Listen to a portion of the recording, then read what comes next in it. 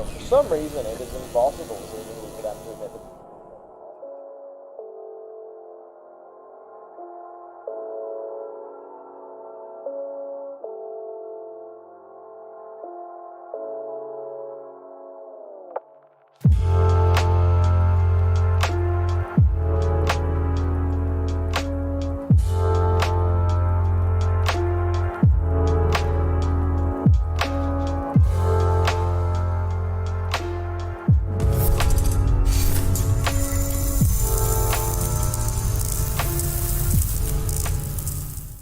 Hello, everyone. Hello.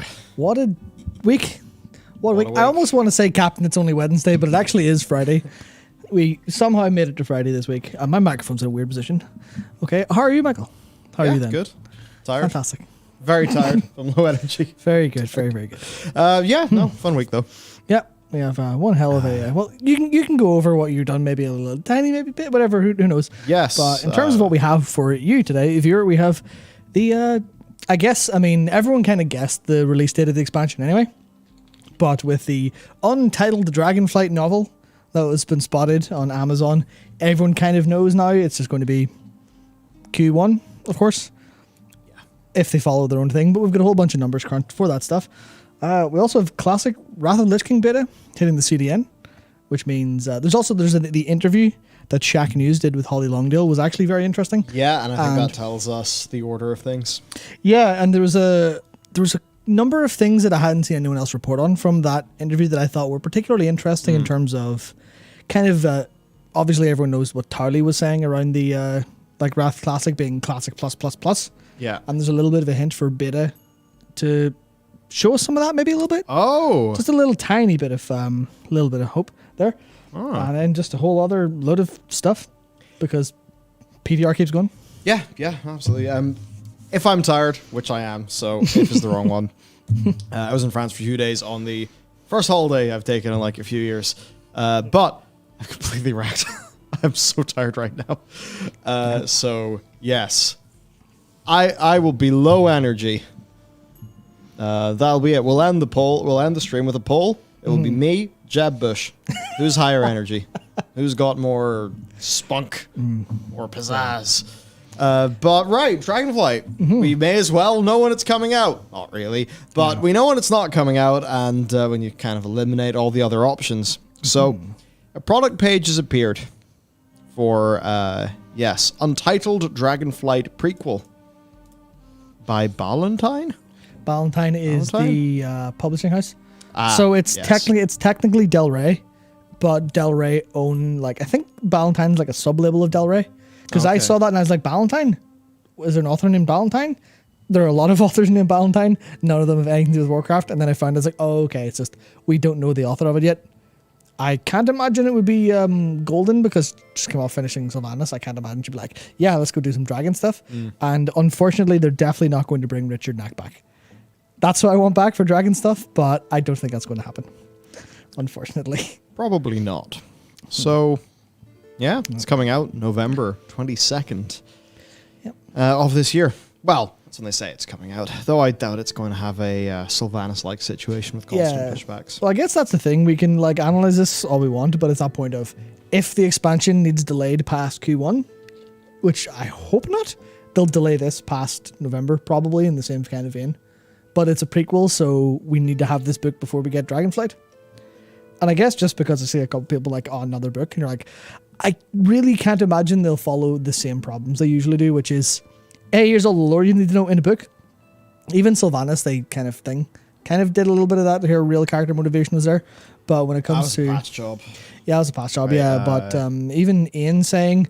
if you need the story in the book or something, that's a significant narrative disruption, is the word he used, which they've definitely done. So I assume this is going to fill the gap, give some character, but not give away any real details. Yeah, they can't do another Before the Storm, right? Like the whole Arathai stuff, Kalia. Yeah. That's just stuff that game people have no idea about. It's wild. Yeah, and I imagine that Shadows Rising didn't have as much, in fairness. Yeah, but it's weird, right? Because those books set up a lot of stuff that didn't go anywhere. Yeah. In a way. Probably they had different plans. Yeah, and I think that's hopefully they kind of avoid that problem again. Because obviously the entire thing of Anduin's role as pseudo Arthas in Shadowlands was like there's a precursor from Shadows Rising of him like using the void magic and kind of being like, oh, that's my anger coming out. Oh, that's the bad side of whatever else. And that was never really kind of went nowhere. Yeah, it went nowhere, Yeah. and it probably never will. At least not until Tyrallian's involved and stuff. But yeah, indeed. Yeah, so look, as for what this could say about the release of 10.0 then, so not Q4 this year. If we take a look at some other dates, Shadows Rising's book came out the 14th of July 2020. The expansion came out, well, it was planned to come out the 27th of October, of course, came out the 23rd. So, 105 days, 132 days. That number is actually 63 days for BFA. A lot sharper, yeah. Yeah, for Legion, 4 months, around 140 days. For War Crimes, 191 days, but of course, it took a while for the Warlords of Draenor development. Jaina, Tides of War, 1 month and 1 day. Yeah, I think it was like the close. It was like the least prequelish of them all, though. Yeah. I feel like. Suppose it's sort of the same with the Shattering. Well, nah. Yeah, a bit. Well, Shattering was 1 month and 18 days. Yeah. Rise of the Lich King was, a different situation. Yeah, it was 206 days, but it came after the expansion instead of before. Yeah. Which is, they probably would have wanted that before if they had this plan going, because it was great for characterization for Arthas, but it was out like 7 months before Fall of the Lich King, so it's kind of okay on that front. But yeah. Yeah, so if you go for all expansions since Cataclysm, it's an average of 97 days. Yep. If you go for only the planned release dates, it's 103. Yeah, I think and that's only the most likely. actuals 112. And yeah, because there's no curveball being thrown at the development, we're thinking maybe 103 days. Yeah. So, March 14th, 2023, February 27th, 2023. Or most likely Or March being 7th. Yeah, March 7th is like, this is kind of weird because it could be, a week delay anywhere in this chain, of course. But it's like, if we go by the hard numbers, March 7th is kind of their aim. And that makes sense when you think of like basically what they did with Shadowlands going from Q4 to Q1 of the literal year. And that was like, they managed to get all of the big MAU numbers, the big win numbers in early December. And then those carried over to the raid release. So it's a bit cynical to look at it from this angle, but this could absolutely be the case there. Of just, here you go, here's we've got so much Q1 and Q2 engagement and MAUs and stuff from this. Probably not a part of the decision making, but definitely someone's playing this and going, that would be nice. That would be nice. Yeah, someone is happy about that. Yeah, for sure. Yeah. So there you go. We all kind of expected Q1. Yeah. This is maybe some fun numbers that helps reinforce that. One thing we should probably fix up. Oh, yes. Screen size. Yeah. No, yep. I'm sorry, I'm also... What am I doing? Cam link? Yes. Cam link? No, it's not. It's... Capture? Yeah. Big. We're fixing this live. Well, hey. I don't know why this was broken. You changed something, Michael. There we go. Could it be for the Yes. game stream? Yep. Yeah, that's probably Definitely. it. I don't think anyway, that stuff's not going to be a surprise to anybody. But hey, we have some numbers. I guess I'm just interested in what this book's going to cover. Yes. Because it could just cover the state of affairs on Azeroth with all the characters they set up. But 9.2.5 is already trying to do some of that. So maybe it is going to be some little dragon quest that ends up leading to the expansion. But then if they do that in the book, it would be, as Ian would put it, a significant narrative disruption, which we don't want. Yeah, that's why I'm thinking, well, here's the interesting part, right? Because in terms of what they have available to them narrative-wise, they have so much. Yeah. They could go forever because, like, I think Steve basically said this in an interview, but, like, all of the timeline of World of Warcraft is kind of solved by Chronicle, except for this period of time between, like, the War of the Ancients and then now. So there's all that time where the dragons were the keepers. And that's the stuff that they could fill in with like loads of like adventures and stuff like that. So it's like obviously anything before that was all like, here's the pre-times. Nothing really happened. And then everything after that was, the First War onwards. So it's that one big time where they're like, we've got like 10,000 years of freedom to write our own stories that are based on Azeroth. Because obviously there's been problems with them going after the timeline. In terms of like, every time they backfill, they retcon. Yeah. So now they can backfill without retconning. And that's going to, make people feel a lot happier. When I was like, oh yeah, that's what the dragons were up to during that time. Okay, interesting. Because, everyone memes about the Age of Dragons, like, What was that? What'd you do? Nothing. Also, you're all the problem with Deathwing, so what the fuck? But yeah. It's that whole thing where apparently the fucking purpose, duty of the dragons was to stop one of their own when he turned bad. But that only happened because they got uplifted. Yeah. Which doesn't really make a whole... Yeah. Like, look back at the time in Cataclysm. Having criticisms of the WoW narrative is not a new thing. Not at all, no. And towards the end of Cataclysm, that is certainly something a lot of people were saying. Yeah, and just to touch on one thing about it, NetStalker saying why not speculate using the season durations? That's another valid thing. Whereas like season durations of like 6 to 7 months, and then Skarsgård talking about a shorter season 4 because that's the experimental one. That would lead us to believe this season's going to run to like July, August, maybe a bit September-ish. Then 9.2.5 bring us through to pre-patch before Christmas or something. And then pre-patch will carry us through for a while. Maybe that would be too early. No, pre-patch is usually 2 weeks. And I think they've said that's the plan. Oh yeah, 2 weeks, yeah. Yeah. Oh, apparently Decor said it's covered later on as well, so. Oh, there we Guess go. we'll talk about that. Sweet. So, that's the book. Next thing then. Yep. Classic. Yep. Yes, classic Wrath of the Lich King beta has been talked about. Some stuff's hit the CDN. I would not expect it to be playable by us soon, based on what Holly has said, though. And we have some interesting things from the Holly interview. So she said, we're really excited to get Wrath on beta in the next 2 to 3 months. It's important to us because some of the changes we're thinking about making will be informed by the community. So July through to August is our release window for that beta test. Now that says to me is, combined with Ian saying the Dragonflight stuff is soon, Dragonflight could be in the next few weeks. Yeah, and if it was in the next few weeks and the expansion came out towards the tail end of Q1 next year, that would be a longer alpha and beta than most. Usually like 6 to 7 months. So that would be a little bit longer. Yeah, well, I think if I were Blizzard, I would definitely go for a longer alpha and beta because so much of Shadowlands' problems, and well, okay, what they say is that so many problems were like not picked up during alpha and beta, which I think I categorically disagree with because of the amount of feedback they when did they say that? Did they say that? I mean, it's not literally say, but it's like more the idea. They always kind of go, well, oh, you know, stuff. That's what the alpha and beta is for. So I think less them saying that, more logically following. If alpha and beta is to pick up problems, and they weren't picked up, then ostensibly then a longer alpha and beta means I feel by like their logic a better game. Some of that for them is just they've hit feature lock. Yeah. And now they can't really change things, even in the face of criticism, which then seems really baffling to players.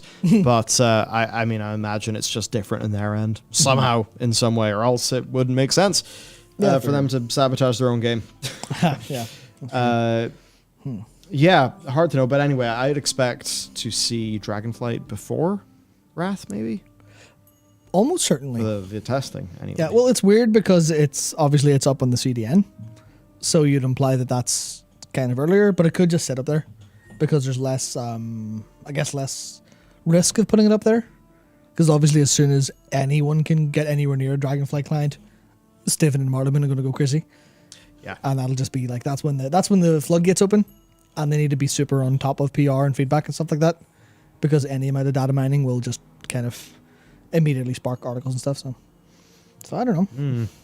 Yeah, no, man, interesting stuff. Now, Holly went on to talk about a little bit of changes, just talking about being... yeah, it's like what we learned from the beta and what the players want is like, that's interesting because I don't know how much of that happened for Classic beta and TBC. I literally don't know. I'm not making a judgment, I'm saying I don't know. So this implies to me that they're trying to go for something a bit different, I think especially when it comes to the no dungeon finder and stuff and seeing how that actually feels on beta. There's a little bit, but during TBC, people were generally happy because of the raid buff, the world buffs for raid thing. Oh, the chromies, whatever the hell the item's called. Yeah, the time thing. Yeah, people were like happy enough about that, so I think there was like generally more positive feelings. Of course, until they go and announce the freaking pass. On the topic of gold buying, Holly said they have an entire risk team dedicated to botting, gold selling, anything against the play nice, play fair principle. So, that was just, they have a risk team. I never doubted that. Yeah, I think it's just the scope of the problem. Yeah, that's what I think is interesting. Is it wasn't Kevin, or wasn't Holly said it was Kevin, the senior software engineer. I think, okay. But the same interview. But I thought that was interesting because that's like a kind of we literally have a team doing this. You're like, you might need a team for each of your games at this point because they're very different problems and they're clearly not solving them quick enough. But I thought that was like one highlight that I thought was interesting. It's like, okay, of course. You've got problems and you need to solve them, but they're not getting solved. I think Kevin went on to talk about how like it's a really difficult arms race between them and the tools that like their enemies are using, which completely makes sense. That's like, goddamn, it really does like I think it hurts Classic so much more obviously than Live, especially because gold's so much more valuable and stuff like that. But yeah, I thought that was interesting. Yeah, for sure. Now the Classic Beta has actually hit the CDN. But again, like with what Holly said, don't expect to play it soon. That said, it's always nice to have our login screen dragon. Yeah. Well, yeah, except didn't exactly play back fully well there, did it? That was a bit scuffed. Yeah, it sure did not. But that was fun. Yeah. I really like this. At the time, people got annoyed because they would just have a humongous roar every like 20 seconds after they logged in. Yeah. But then a funny thing is, of course, with the new sign-on process, the Battle.net app, so many people are not going to hear Sindragosa roar. That's a good point, yeah. The experience gone. Yeah, I hadn't thought about that too much. I mean, I suppose what do? You log in, you AFK so long that you get booted out back to the thing. You've got the reconnect button, but you just sit looking at it. Sindragosa. Yeah. No, just a 20-second anticipation timer. Yeah. As soon as you log in from BNet. Yeah. Okay, then. Some achievements, of course, have been down to mind. Really, it's just all around first, so hardly really a surprise. Yeah. Now, there are achievements here relating to the Dungeon Finder, but I'm fairly sure that's just remnants. Yeah, that's given what they've said. Yeah. Another thing that, as either Holly or Kevin was saying in the interview, was like it is a lot more difficult than you might assume to just kind of fire this stuff up, because they have so much work to do getting all of because they have all the data like they had for late Classic. They recovered it, and for TBC, but they have to massage so many things to get the 3.35 experience to feel like a 3.0 in terms of what content's available. So I'm assuming that's just that thing of, okay, there's loads of achievements, and that's like the kind of manual stuff they have to tune out. So I think Dakar posited there's achievements from Kata and onwards in there. So literally you just need to go, okay, we need to do the grunt work of getting rid of all of the achievements that don't belong in 3.0, and then we'll add them back in with the releases, stuff like that. Oh man, that's a lot of work. That's the thing. It sounded, whenever they were talking about it, it sounded like it's a lot of grunt work. Not even like super like interesting technical problem solving. It's literally just, we have to go and make sure this is like launch, which means we have to watch a load of videos and put up the reference client. Fuck's sake. Brilliant stuff. Yeah, so look, there you go. Yeah. Sunwell just came out. I think it was cleared actually like an hour later. 56 minutes? 52 minutes? Hardly a Something like surprise. Yeah, Surprise. there was a lot of shit posting about Muru being like the hardest boss ever, and I think there was like a pushback that was bug fixed, but also it's like, what do you expect? This game's been solved. It'll get slightly less solved over time, but especially when you look at the first 3 expansions, that's where all the peace servers were. Yeah. That's where everyone knows everything in and out to the degree that they do. So of course that was going to fall over in less than an hour. But at least they had a worldwide release, if I believe correctly, and that's really? why. Yeah, Kevin was talking about that in the interview as well. Just like, yeah, they have the ability to just go, because their phase release, they just go, button, there you go. And that's, everyone has it, because it was the old school, the Chinese guild one. And the Chinese guilds usually have a really, I can't remember the time, but they're very off in terms of like the modern releases and retail releases. So interesting that they actually won that one. But neat. What I'm most interested in is, what does the Classic Plus? Yeah. That stuff that Towley was talking about, what does that actually look like? Yeah. Because they didn't really talk much about that during BlizzCon, or really talk about it at all, or in the interviews. I think they don't want to overstate that at all until it's like actually done. And they'll maybe try to like, it's not boil the frog, because that's inherently a bad thing, but I think they want to like tiptoe, like put their toes in the water, but like, okay, here's a little bit. Do you like this? Do you like what we're doing? And then that. But then it also is I don't know how much of their plans are for early Wrath, because based on what Ian was talking about, in terms of like where they could go after, I think internally they're probably talking about what happens when Ruby Sanctum's finished, what happens when Lich King's done, what do we do after that? That's probably where they're honestly thinking about it. Yeah, I feel like they'll want to have some massive announcement. Like something really proper they can bring to people that will, it won't be surprising, but it'll be like, big, major, something people really care about, instead of just, and we're going to continue with Cataclysm. Also, please check out the latest season of whatever. Right, so I think they'll try to do something. Yep. It just makes sense. And, I mean, it is what I would want them to do. I think I would like a larger chunk of that game that's more supported and less solved. Yeah, I think that's the thing we've kind of run into with Classic. I think the people who love it really love it, but they're like a niche compared to what I think they expected. Compared to like the amount of people who dabbled in Classic the first time. That was clearly an explosive launch for them. Versus TBC kind of falling off a little bit.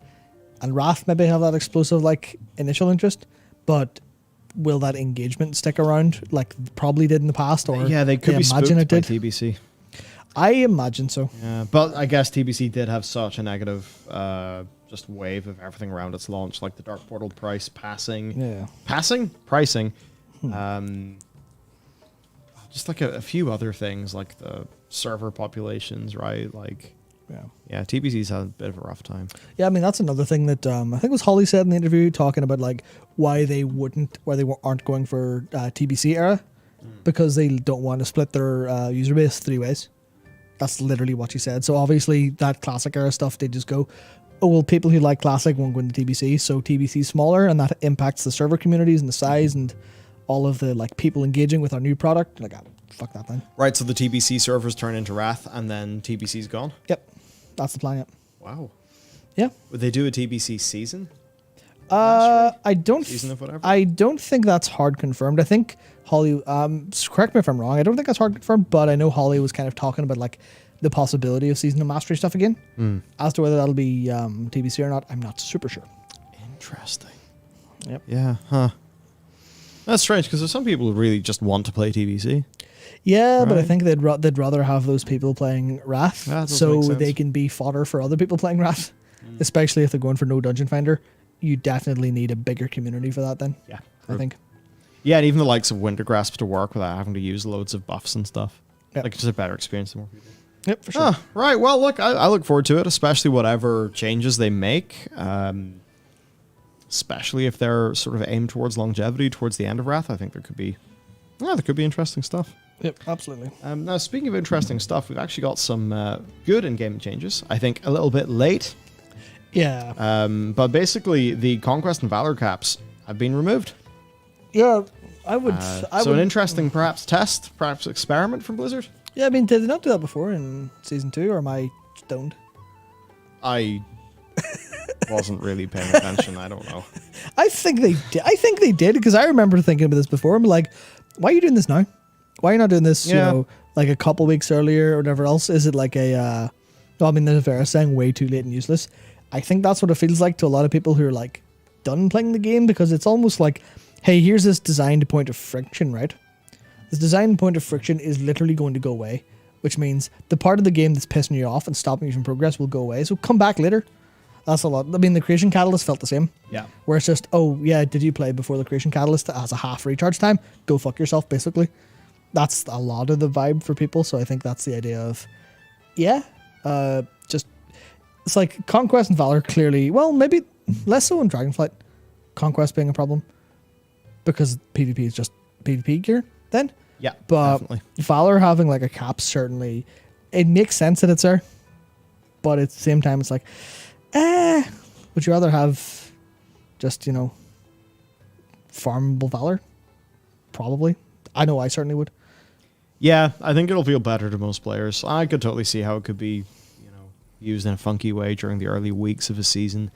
But, no, I'm happy with it. Yeah. I am happy with it. Keep the game feeling rewarding for people. Definitely instead of... Now, the problem is if it was like that from the get-go, then people just they would feel forced to play forever. That's the so there's always like a weird tug with it. Yeah, I think that's ultimately where they run into. It's like, well, how much are people going to feel forced to go super hard early versus how much is this going to like run into people generally on average?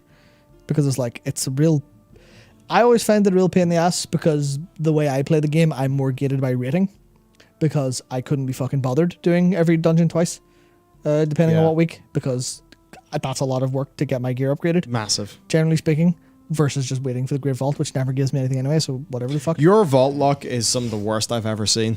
I honestly, horrendous. I'm starting to get to the point where I almost think it is like intentional. They I found feel your like they've characters. actually just went fuck this guy particularly.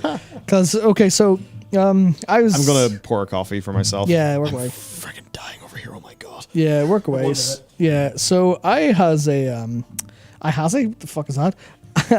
I have been playing a mage recently, just frost mage. Just kind of, I'm sick of healing. I'm sick of playing a class that can heal and can tank, because then I just do that because I fucking hate not like getting into groups quick and stuff like that.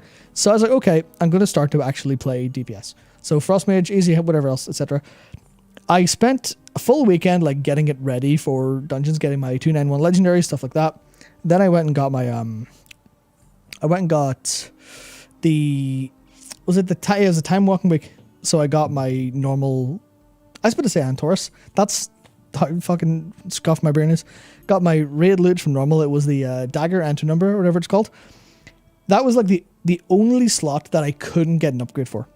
Every other slot I could have got an upgrade for from my Griff Vault. But it rolled a dagger. But not even like an alternate dagger. Well, I guess technically. But instead of the 259 dagger I had, I rolled a 255 dagger. Sure, the answer is I should have gotten one more slot. You know, I should have done 3 more mythic dungeons. I should have raided a little bit.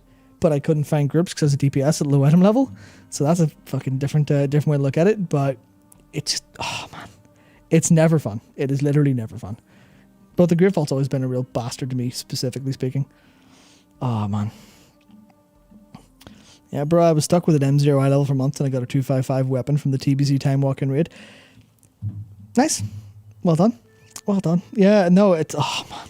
Double Lego week, both my vault slots were belts. Yeah, that's exactly it. That's the thing where it... We always talk about, like, the bell curve, like the negative side of the bell curve. And I think there's so many people who live on that side of the curve of just, sorry, you've got a bad experience this week. I'm two-handed Frost DK and it gave me a one-hander. This is the problem that this game has, right? That's definitely a problem. That's like an issue. But then people say, open your vault as unholy, because then you won't get one-handers. But that's a workaround. That's not like a solution. That's a workaround. And I don't think your game system should have workarounds. I think they should have solutions, at least generally speaking. But yeah, no, the vault's fucking horrible. And I don't even want to get into it too hard, but Mythic Plus, getting into a Mythic Plus at this point of the expansion as a low level, or as like a relatively low item level mage, because I am like Frost Mage, I've got my right talents, I've got my soul binds, I've got my double Legos, I've got my, I've got a decent weapon. I don't have tier yet because I have to farm the Cosmic Flux, but it's just, it's so hard to find groups, especially low level, when you're getting declined for a plus, because of IO score, I guess, but whenever you're being declined for a plus like 5, when that's the only thing that'll give you an actual upgrade, this is why I advocate for a M plus random queue, even though that'll bring a whole bunch of problems. That's why I generally advocate for it. It's a shame there isn't a way for gear rewards to be deterministic. Yep, we certainly talk about that all the fucking time. All the time here. Token system where you buy the reward you want after the clear. I mean, that's how FF14 does it, and obviously gear's less interesting there overall, but it works. It works for that kind of not annoying people. Literally everything in WoW is better when you're in a guild. I couldn't imagine playing without a guild. Yeah, but then you need a guild who's like online at like weird times, stuff like that. Matt, just do your key. Yeah, but then you have to open a group, and then you have to wait for a tank forever. And also, what if your key's shit, or what if your key is low? Because my problem was I had a +2 key, and I'd have to push that, which would take me like another 30-40 minutes of dungeon stuff. And I know that's like a minor problem, but when you have half an hour to play, and then your half an hour is like, oh, well, I'll do one dungeon, right? Oh, I have to do 4 before I get an item level. I have to do like 3 before I get a 40% chance to get an item. It's just that case of, man, it's too much. It's just too much. I mean, obviously it's a long form game, but it's just not very nice for when you're when you only have a limited amount of playtime. I've encountered more problems with getting turned down for having no achievements and just being new. I mean, that's the thing, right? That's the thing. I don't know how long ago I talked about this when it came to the how Party Finder works in FF14 is the direct opposite of the pre-made group finder in WoW, in World of Warcraft, where you put yourself on a list, almost like you're applying for a job. You're like, okay, I'm one of the however many candidates, and then people get to rifle through the candidates and go, okay, well, let's look for your score. Okay, your score's a bit low, and this results in the system where people who are lower item level don't get in, because obviously you want the person with the higher item level because they will do better damage, which means the dungeon will be faster, and it's also just more safe to go for someone with more damage and higher item level, higher score. But in FF14, the opposite is the Party Finder, where you click and join. So it's less like you're applying for a job and you're in a list of applicants. It's more you see a job, it's for you, you go, hello, I'm doing this job now. And the people offering the job are like, well, you fit all the criteria, so you're allowed in. Yeah, come on ahead. And that's what it feels like. That's the major difference in terms of getting into a group quickly enough. I know it's a minor problem. And I know, who was it said? Sorry. 1 second. Someone said the game shouldn't really be designed for someone who's playing 30 minutes a day. I think that's fair. 30 minutes a day is definitely small. That was a kind of personal example that I'd go for. But it's that, even an hour or an hour and a half, whenever you have half an hour or an hour and a half of playing and you don't get a loot for it, or you spend half an hour of that hour and a half waiting to get into a group like I kind of did the other day, you're like, man, Mythic Plus fucking has its downsides. For all its upsides, it has them. Yeah, just went on a rant and talked with Chad about getting my experience as a pure DPS trying to get into Mythic Plus groups. Yeah, don't try that. No, that's a bad idea. Yep, that's why I'm now playing Monster Hunter Rise instead. Oh. But yep. Well, you know what? Valid feedback for Blizzard. I think that probably happens to a lot of people who want to play DPS. Yeah, and I was talking about the FF14 Party Finder, where it's literally, eligible queue, done. I'm eligible, I joined, done. Yeah. And that's it's such a small difference, but it's basically putting the onus on the group to have everything set up right, and not putting the applicant on the lower rung of the ladder. Yeah. And it's very, very interesting how it changes that way. Yeah, and then yep. I suppose you're just more encouraged in a way to kind of play ball with each other. Yeah, exactly.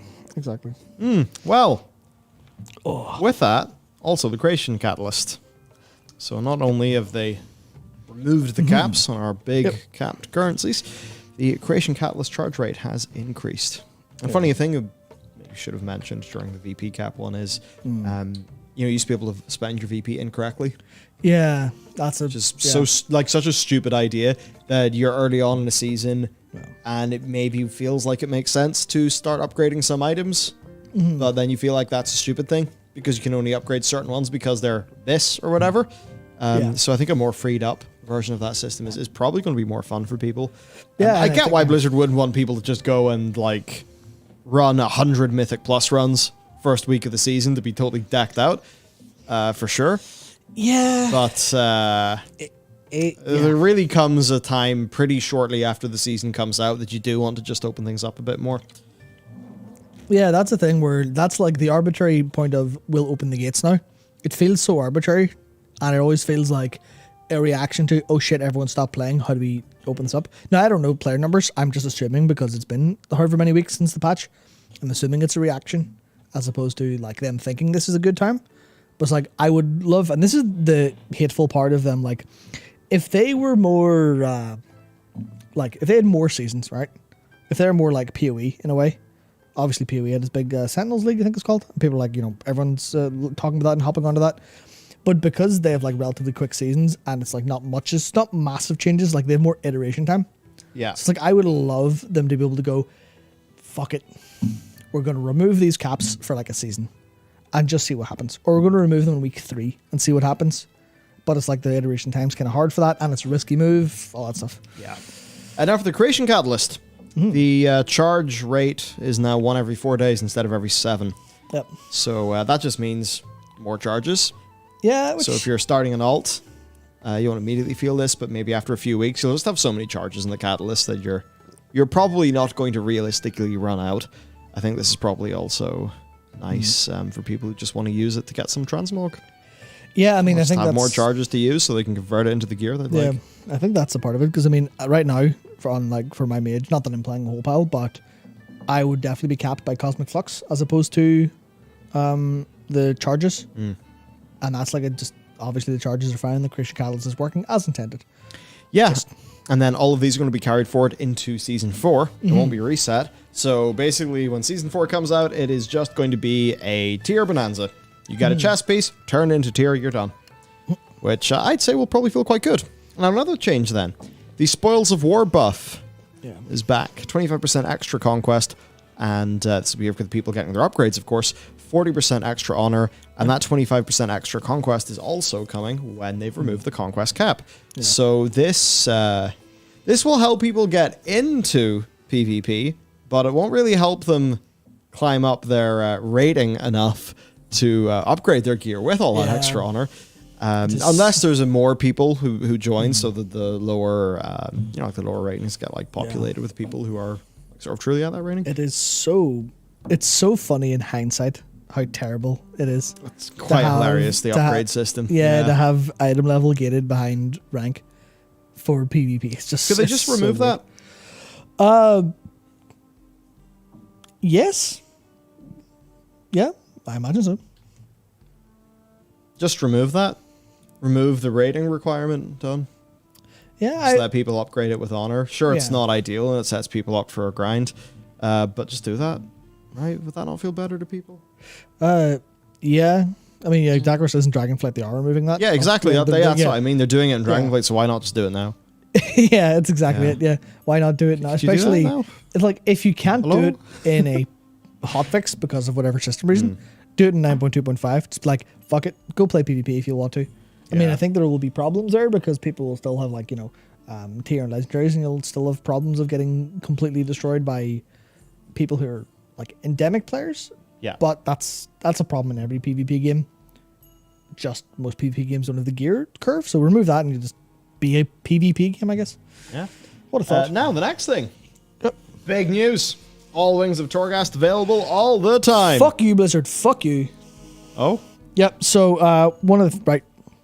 Why is this not done in 9.0? Because of the thrill, Matt. The sheer thrill of it not being the week that your legendary item is. Yeah. So that you then go and do twisting corridors until you can get your legendary item. That is exactly what I did last week.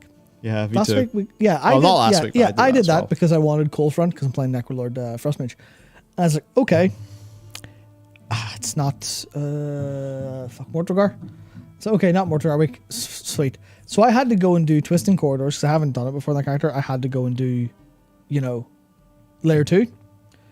Which just took a while, especially because the box of many things progress in there. And it's like the old Torghast, not the new Torghast that they slightly changed. So I'm in there, I'm like, okay, I have to go and do all of layer 2. Great. And then I have to just consistently restart layer 3.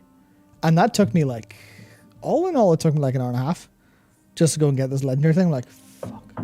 And I wouldn't mind if it was like an hour and a half of, I guess, things that felt like meaningful and stuff. But it was a barrier to my progress. I literally just wanted to do M+, but I wanted to set myself up first. And that setup took me so long. Like, fuck. Yeah, so this is definitely a good change. Should have came earlier. I suppose Blizzard probably didn't do it because they designed the entire system around one run of each wing per week. Yeah. At the highest difficulty that you can do. That's how they designed the system. They probably didn't want a situation where people would feel like they had to progress every single one up the layers or whatever. So I suppose, I get that, but also didn't really feel great. Yeah, it's almost the same thing I was saying when you were away, right? So I can't remember who it was in chat, but someone in chat had a I can't remember names. Anyway, they Great Vault gave them a one-hander instead of a two-hander, despite the fact they play two-hander as Frost DK. Beautiful. But because one-hander is, part of the Frost because you can play that option, then they just got scuffed. And then, they immediately said, and everyone else like, yeah, just roll for it as Unholy because they won't drop a one-hander. And I was like, that's not a solution, that's a workaround. Yes. That's a player workaround to a game system not working as intended. And that's what I felt like I did.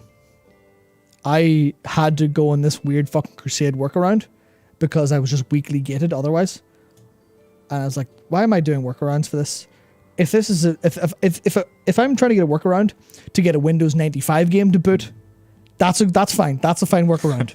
Not when I'm playing an actual live game, please. But yeah, that's the wild stuff. So silly problem goes bye-bye. Yeah, you can buy the bag and the Zereth Mortars for Legos, except you need Grateful Offerings, which you won't have on a new character because you have to do a bunch of farming for that. You can buy with Cosmic Flux, but you're limited on Cosmic Flux because you need that for legendaries and you need that for the Creation Catalyst. And a lot of your Cosmic Flux is front-loaded. You get a pretty slow grind if you do like a load of stuff, but it's very front-loaded for you to get a couple like 1,000 up front. The other one is Soul Cinders, which I'd be doing Torghast for anyway. So it's like, that's fine for catch-up kind of stuff, but it doesn't really work super well for if you're progressing from nothing. Yeah, there's still some points of friction that are inherent to how the game has been designed, but likely won't be an issue in Dragonflight because it won't be designed like that way from the get-go. Yeah. Yeah. Yep, exactly. Next thing then, splash screen, encrypted. For the first time ever. Woohoo. Yeah. That's some old pretty good. splash screens, but yes, the splash screen is encrypted, so it's there, but we cannot see it. Yep, which is fantastic. Encrypt everything. Don't let us see shit. Yeah, so I like that. I think the more of this, the more fun the game actually ends up being. Less so for a patch like this, because it's not like we're really expecting crazy things, but, well, I mean, who knows? Maybe there'll be a story with Callie or something, or the Night Elves that will actually be pretty big. Yep. Anyway, yes, some strings are fine, though. Just a new in Season 4, just highlighting Season 4, the old dungeons, and, of course, the faded rates. Another thing appearing on the PTR is the login screen. The social contract. Yep. So except our exit game. Yep, we have already covered that. Then, raid populations. This is a funny one. So the Horde Hall of Fame has filled. Yep. Right, so that's 100 kills of J-Lore. Good job. On Mythic difficulty. Well done, Horde. Yep. For the Alliance. Yeah. 9. 100 guilds. 9 guilds. Honestly, that's better than I thought. Mythic rating is really, it's really skewed one direction. Well, of course it is. Yeah. It's like, oh no, maybe I shouldn't. Yeah. You know what would solve this? 10-man Mythic rating. So much of it is needing 20 players, right? And you need 20 players. I mean, cross-faction will help us as well. Yeah. But it won't help it super well because cross-faction guilds will be a thing, and that's how people organize a lot of the time for Mythic. So anyway, it's mostly about where the players live. It's where the players roll because you need populations. Yes. And if you're a Mythic Raider, you'll have, in Europe, if you're a Mythic Raider, you'll have a Horde character on Tyron Mill or Draenor. If you're a prospective Mythic Raider, not on those servers, you'll just go there because you're not going to find a whole host of guilds looking for players like Alliance Raven Quest. There's plenty of Raven Quest, but not a huge amount. Definitely not like World First guilds either. No. So it's always just this massive thing of just, that's it. It's literally just everyone goes there because that's where to go to Mythic Raid. Well, then what's really funny is that this is like this almost creates a barrier in itself too, because cross-realm Mythic is not possible. Yep. So like if it was always possible, then it wouldn't be as much of an issue insofar as people feeling they have to go one way to play with their friends or whatever. Yep. I mean, it would always be ideal to be in the same faction as the people you're raiding with anyway. But anyway, yes. So Cross-Realm Mythic will release when 100 Alliance guilds have got the kill. Which is... That'll be a while. Like never, like? Yeah. Oh, that would be brutal. It took that long. Wow. Yeah, well, it's not... no, it's not going to be never, but yeah. It'll be a while. Yeah. Well, I mean, actually, there's a good point from Decor. Remember when the top 30 Alliance guilds in Raven Quest transferred Horde after Nyalotha? Smile W, yeah? The top 30. 30. Yeah. 30. Yeah. 3-0. Yeah, so we're going to go Horde. How many characters is that? Well, that's 600 characters if you think 20 only. But if you imagine benches and alts, that's probably, thousands. That's a lot of money, yeah. Yeah, I'm trying to just work out how much... that's many thousands. That's a lot of money, yeah. Oh, yep. That's wow. Well, I guess there goes our server, but years ago. Well, that was a fun banging noise. I'm going to assume that was not a bad bang noise. But I'm not going to check. No. Bad banging noises, I think, are a bit more sharp. Yeah. Belfast. Probably just firecrackers. Yeah. How Well, fun. you know, children, maybe they've injured themselves. Yeah. Well, there was that whole thing with the Irish foreign minister getting. In a pickle Oh, here. yeah, that. Yeah. Yeah, let's not think about that. Yeah, no, we're in a fantastic political position right now. Hey, raise your hand if you've got a government. If you get elected to office, but then refuse to take office, pretty much because you don't want to work with lemons, should you lose your job? Should be strong for the lampposts. Disclaimer, that was a joke. Yeah. Yeah. Disclaimer, I just mean like a puppet having a wee dance. That's it, yeah. Yep. Pretty simple. Fuck the DUP. Yep, absolutely. Fucking scum. Yeah. Yeah, it's great. Great. People fucking struggling with poverty and all of these problems, and the cunts refuse to go into government. Yep. Yeah. It's very funny that it's like the first time the other side gets in the position. Yeah. Man. Seriously, man, fuck the DUP. Fuck the DUP, and man, I suppose their voters are just mostly, the crusty old racists and the fucking duped. The duped! Yeah, the They were duped, duped! Yeah. There's loads of people I know, like loads of people. So a lot of people I know that like just default vote for that party just because they're not the Republican Party. Yep. Americans, I don't mean that. Yep. You have to say that every time. They're like, oh, fuck's sake. The term is nationalist, Michael. That's it. There's the nationalists and the unionists. Oh my God, Bellular came out as a Republican on stream. I bet he loves Trump. Oh no, Twitter's angry. Oh man. Yep. Yeah. Anyway, well, hopefully the banging noises will stop. The funny thing in the banging noises. Yeah. The Home Office of the UK notched down the terrorism threat in Northern Ireland, and like days after we have a terrorist incident. Like we laugh because no one got hurt or anything, but that was just so fucking funny. Yeah. Also, we laugh because if you don't laugh, you have to engage with reality, and that's a fucking terrifying That's why idea. we've got a pretty decent sense of humor as a nation. I think no one else gets it. Absolutely. Oh dear. Right. Well, there you go. Good stuff for the Alliance. Fantastic. Oh, right. Actually, let's take a look here. Good. He's got some numbers for us. For a second, when you said Alliance, I thought you were talking about the Alliance Party. It was great news for the Alliance Party. Well, that's my big hope. The DUP will show that they're betraying the people they're being elected to serve so much that the Alliance Party will just fucking eat them up, which kind of is happening. It's pretty sweet. Now, for how long these things take? Sepulchre of the first ones. 63 days for the Horde to get there. Nothing for the Alliance. 32 days, Horde Sanctum. 65, Alliance. Hang on a second, Nathria, 50 days Horde.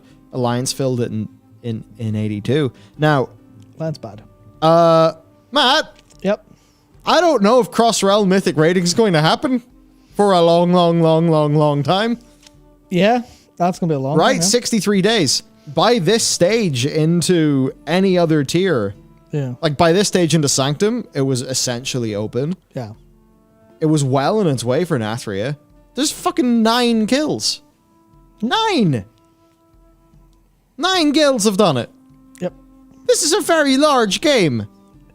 Hang on a second. Hang on a second. Is it though? Hold the fuck on. Motherfucker, you're telling me 109 guilds have cleared this.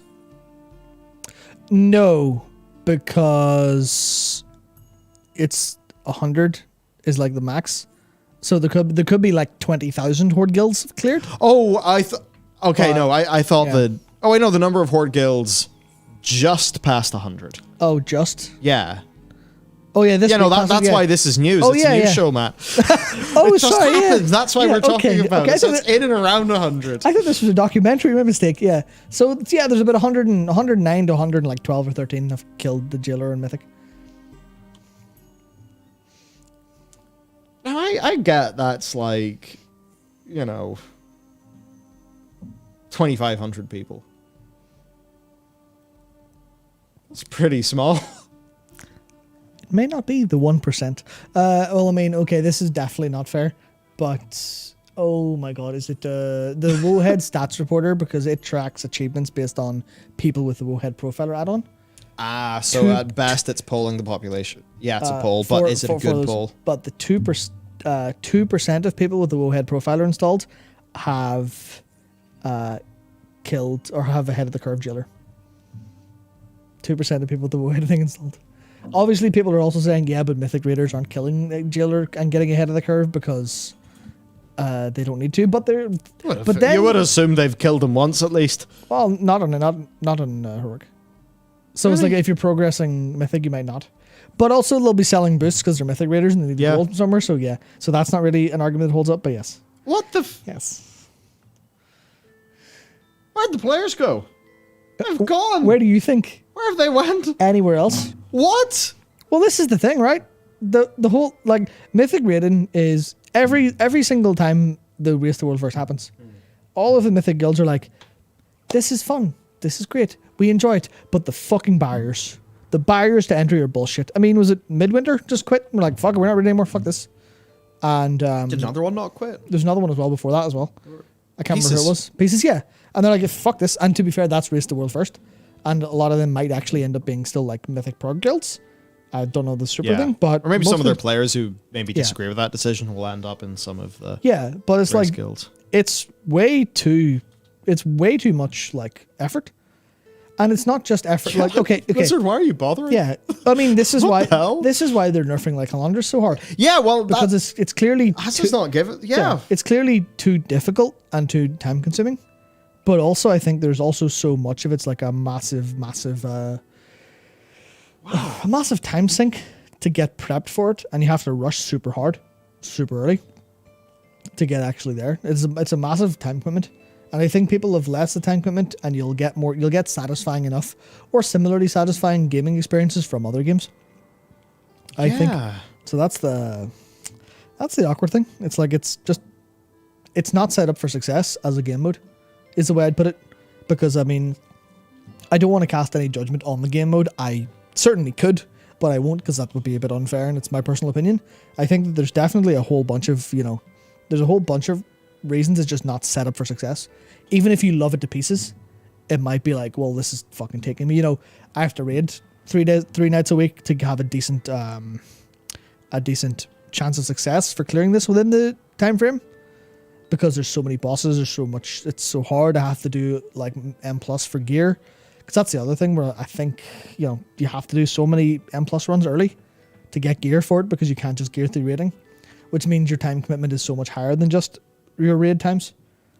And then there's all the monetary costs of like having the goal to pay for everything. Yeah.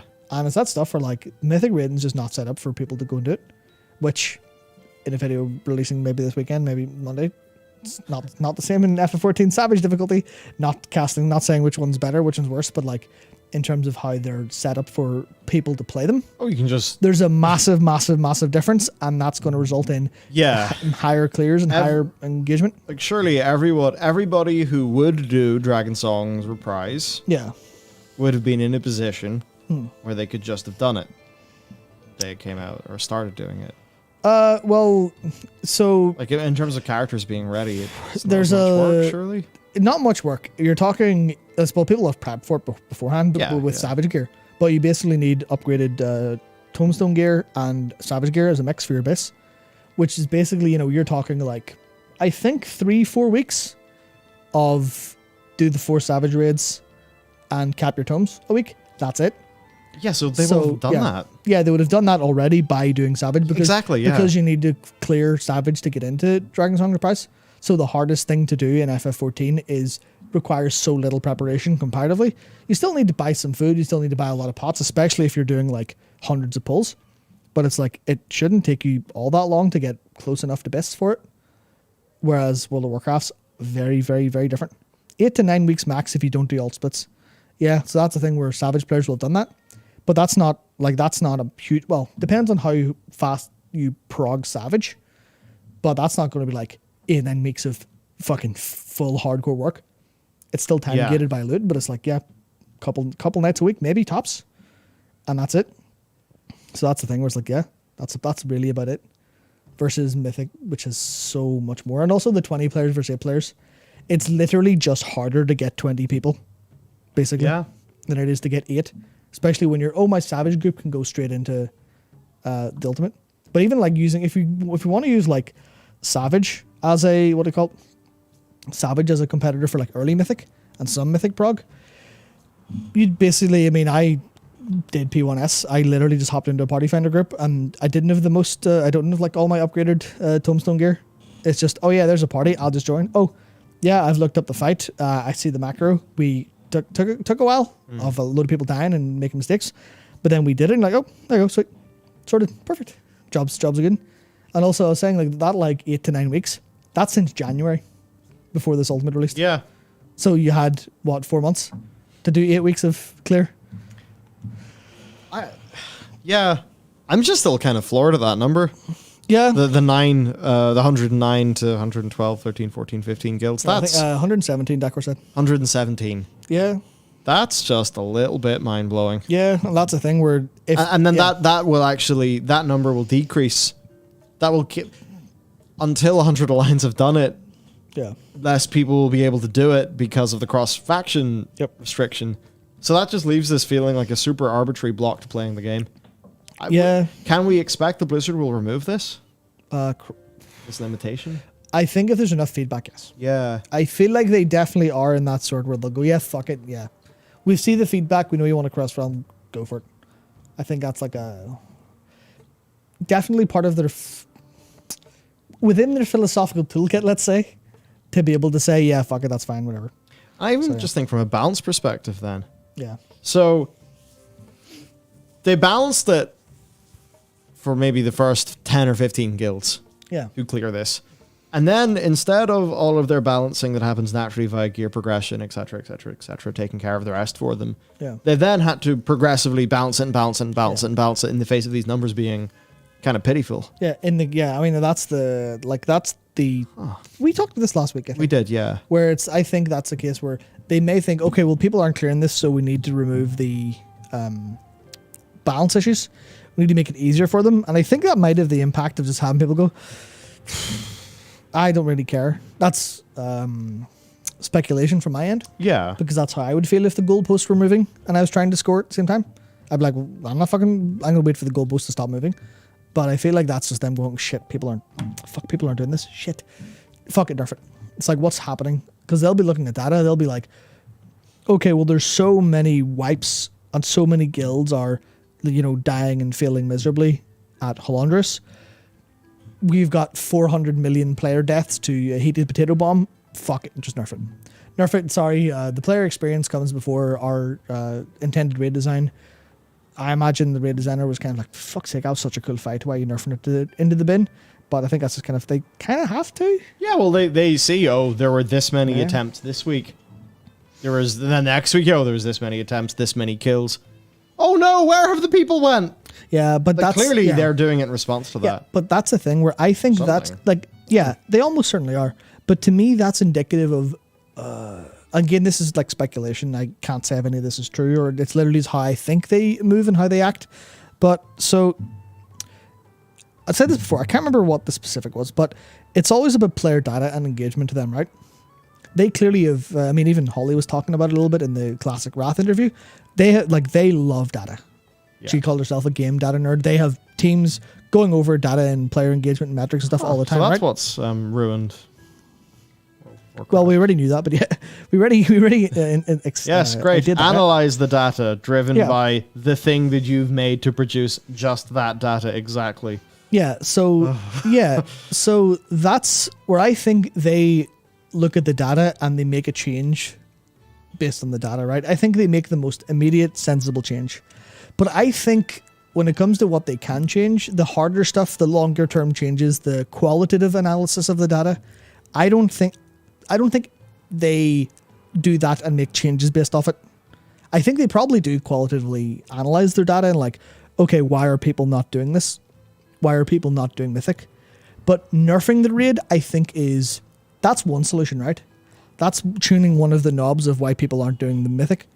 But I think they have this whole massive, like, not a numbers problem, but a design problem for the content, for the game mode. That's why people aren't doing it. And it's because of all that stuff where they're going to go, well, we make it easier. Then more people can clear. Fucking forehead, easy. Absolutely perfect solve. but it doesn't address the fact that all these other problems with getting guilds, player counts, population, buy-in time, buy-in money, stuff like that. Something, right? Yep. It's a world where Jalor dies in 5 days. That way more people are playing Mythic and enjoying it. Is that better? Is that better for the health of the game? That's better for the... Okay, no. Is World of Warcraft a prestige esport super hard title? Or is it a RPG that you play with your friends? Where are they falling in that? Are they trying... Because right now it seems like they want to have all of that. Yeah, this is where I find it interesting. Because you've got the solution of, we'll make it easier, right? But I think that kind of kills some of the like prestige of it. Yeah. Some of the aspirational element. It's like, you know, if fuck, I can't believe I'm doing this. If there was an easy mode in Dark Souls, people wouldn't have felt like they were actually, you know, beating something. If they played Bayonetta in one hand mode, just tap triangle to finish the game, they wouldn't feel like they learned anything, stuff like that. And I think it's like, that's one element of the raids need to be challenging enough to be actually valuable to do. But I think it's like, the part of it dying in 5 days shouldn't be because it's easy. It should be because people have 5 days of progress on the raid.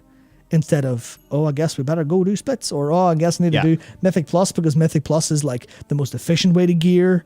Oh, we need to spend so much time. It's like, I mean, I think I said this before. We need to cut the need part out of the game, and then get people straight to the want part of the game. And this is all philosophically what I would do if I were the game director, and I know fucking nothing, and I've never been a game director, so I might just be talking shit from a rose-tinted goggles view of video games. I completely will be happy to say that. But I think they need to get rid of so much of the need and let people just do what they want. Yeah. Because that's the thing where, like, if people want, then will they be finished with the game quicker? Yes. Will they be substantially more likely to play alts? Probably. It seems like that's Dragonflight's kind of hope in a way. And if they have more fun, are they more likely to come back next time? I think that's the important part. That's the part that the PoE devs learned, where it's like, if we make people have fun, they'll come back next time. If we force them to play, they won't come back next time. Wow. Yeah. I think incredible learning. Yeah, I think that's exactly what they need to... That's the thing about Mythic. I think they need to suck it up and go, we're making this a lot more accessible. Not easier, more accessible. And accessible through all the other reasons that it's not accessible at the minute. Because I think people confuse accessibility and easy a lot of the time. Especially when it comes to like difficulty discussions. Yes. It's like, oh, that's inaccessible. Like, no, that's hard. There's a difference. Because, you know, if disabled people can beat Dark Souls playing with bananas, don't know if that specifically happened, but, you know, if people can play with all of these crazy stuff, then it's not an accessibility problem. Technically, I mean, there's reasons it could be, of course. For different disabilities, I wouldn't count that out ever. But it's like, the difficulty is not the problem. It's really not. At least I don't think so. Maybe the world race to world first difficulty in World of Warcraft is, but yeah. I think it could be. Generally more accessibility. I think a good thing. In terms of like the other type of accessibility, I think they do have teams and stuff on that, which is good. Oh yeah, of course, and they're doing great work there largely. Yeah. Sorry, I know this kind of derailed things a bit. I'm just, and especially compared to these other tiers, I'm shocked. You know, I'm shocked. 63 days into Sanctum, the Alliance were almost there. Yeah. 63 days into this, there are 9 Alliance guilds. Yeah. I'm not surprised. This has been the writing's been on the wall for exactly this. I may be surprised how quick of a turnaround it was, but it's like every way Blizzard designed Mythic and designed the factions has led to this point. And I think a lot of people could have told you this was the eventuality years ago. Honestly. Yeah, some of this has happened in TBC. Like sort of different, but yeah, the way the servers become extremely extreme. And yeah, I suppose in this situation, just the word gets out that Horde is the place to be, so everyone goes to Horde, which then means that the stragglers and Alliance don't really have a hope of doing what they need to do to open it up cross-realm. Yep. So, oh yeah, right, Stack was saying here, If we sort of assume things to be the same, Alliance Hall of Fame could be filled June 11th/12th. Now to look at some previous tiers then. All right, so, okay. Look at how many Alliance guilds managed to defeat the Mythic end boss at the time the Horde filled theirs of the past few tiers. 12? Yeah. 15?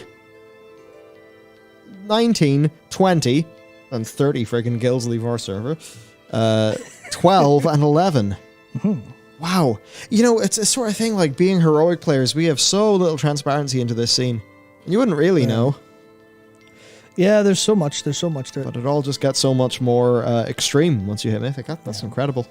Wow, what a problem. I mean, that's the thing where I feel a lot of the time whenever I'm sitting, you know, on Ravencrest? What the fuck? Ravencrest as Alliance, and like, I'll go do an M+, or I'll go do a raid, and I look at the groups, I'm like, okay, that's not that many. Or, you know, M+, there's a lot, but like, I look for like a difficulty, like a +9 or +10 or +11 or something for like a lower element level character, and I don't see him. Like, fuck, guess I have to, you know, do my own keys or whatever else.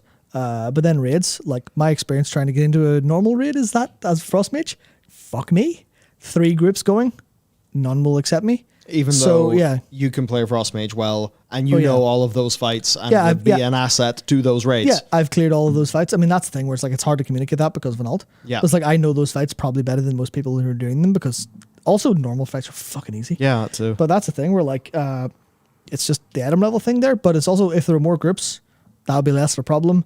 And I'm just sitting thinking, why am I not Horde? Why do I not play on Horde? Why do I not play this on Draenor, on Tarn Mill? Because I know there's more population. Yeah. I know there'll be more groups. And that's going to result in a better experience. And that's the thing where with the way World of Warcraft designed now, as this endgame focus game, there's the faction divide and the server divide looks so fucking out of date. And I'm not saying it should be removed or anything like that. I think it had tremendous value in how the game was originally orchestrated, and you see some of that coming back with like Classic and stuff, with Realm communities, but the way the game's designed now, it doesn't really match, and I think there needs to be workarounds for that, for sure. Well, that's why the cross-realms or cross-faction stuff that's coming is like, wow, the likes of this happening really underscore how important that is. Yeah. Wow, okay. Will this change with cross-faction? Maybe that's one question. Yep. It does not have cross-faction guilds. That means the Hall of Fame would still be heavily skewed. Horde.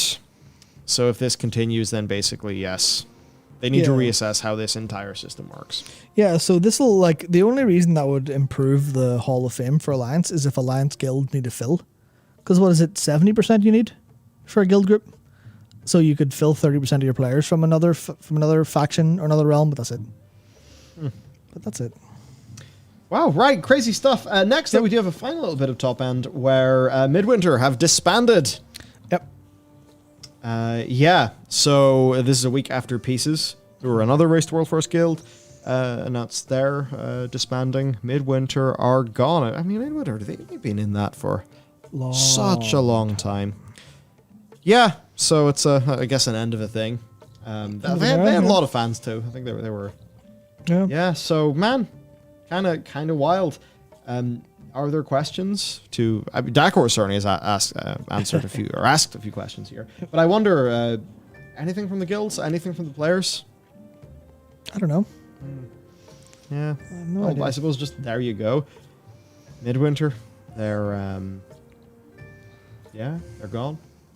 I mean, they still exist. I just don't think they're. Oh wait, no, it's not just decided to stop Race to World First. They have quit. Yep. They've quit raiding. Wild.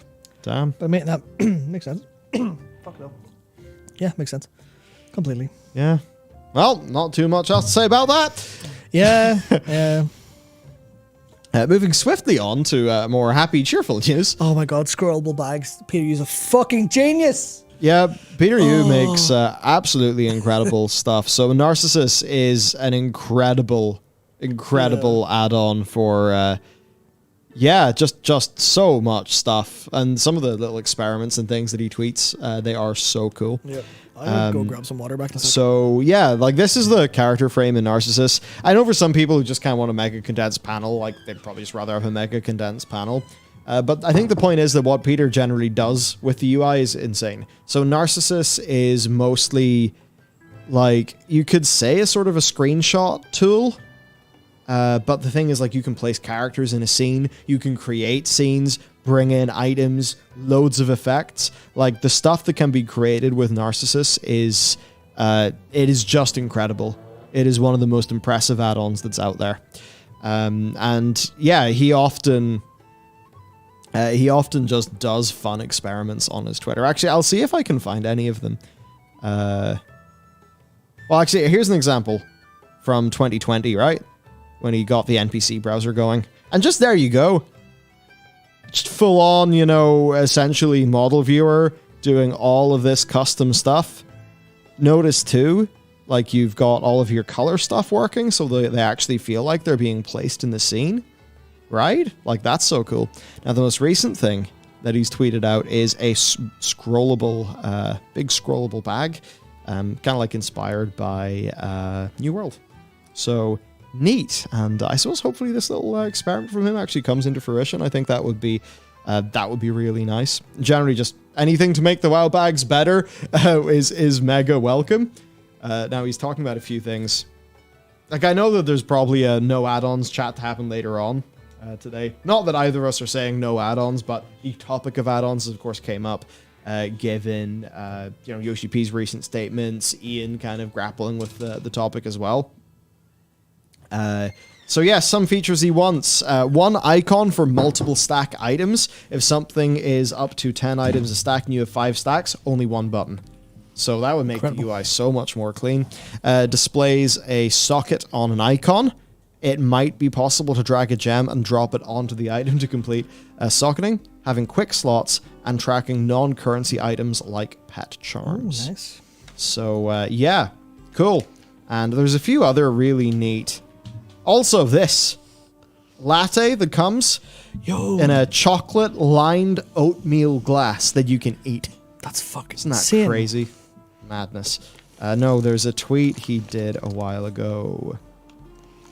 Oh yeah, there was him playing around with some bags as a side panel thing. Is this the experiment? Yeah, this is the experiment he did. Oh, Look at this. Yeah. Yeah? Just grab your dudes, drop them on, get them to go places. Yeah, what he does just playing around with there, a little combat loop going. You know, it's Warcraft Arclight Rumble. There you go. And like, even for Narcissus, like, look how nice the UI is. Look at all of these. I guess it's that. Yeah, that's like the lighting controls. It is almost too nice sometimes. I look insane. at it and I go, this is definitely like too nice. I can't figure it out, but it's very good. Yeah, no, so Peter makes really incredible stuff. And yeah, there you go. We just wanted to highlight some of the experiments he's been doing recently. So good on you, Peter. Mm-hmm. Okay, right. Safari. I'm having a Safari moment. Where'd it go? Fix it.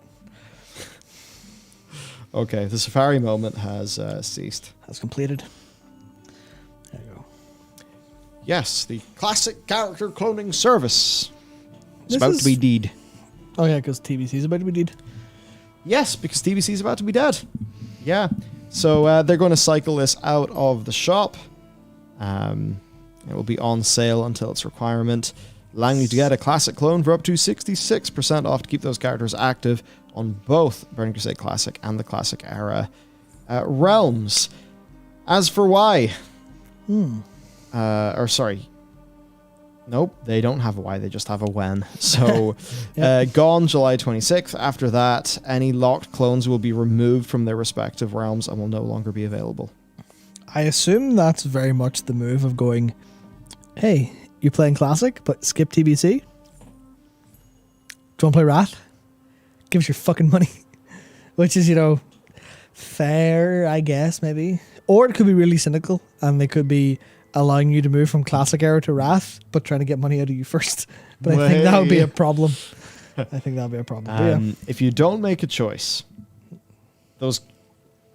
if you haven't made a choice for any of your characters since the time you logged into either Classic or Burning Crusade Classic, those characters will be moved to Burning Crusade Classic. The Classic Era version of the character will be permanently deleted and unavailable for cloning. That's pretty weird.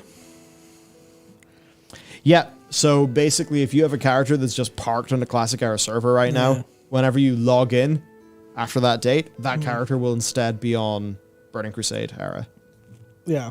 And I guess Season of Mastery is where it's at. Yeah, guess so. And it's about to end soon, so who knows what the plan is there. Yeah, I don't think... That's not about to end soon, sorry. It's going to end at the end of this year. Yeah. Well, that's sooner than you think, honestly. Yeah, it makes you wonder what they're going to be doing with the next season. Yeah, it's interesting that they're kind of just... I think they've just made the decision, fuck this having multiple servers and pulling you across thing, because like we're saying, they aren't going to have TBC Era. It's just straight to Wrath, so... I guess it's kind of like, yeah, nope, get rid of that. Yeah, I think so. Do they always want to have a season of something going for Classic? Yeah. Season of versatility. Yeah. Season of haste. Season of critical hit.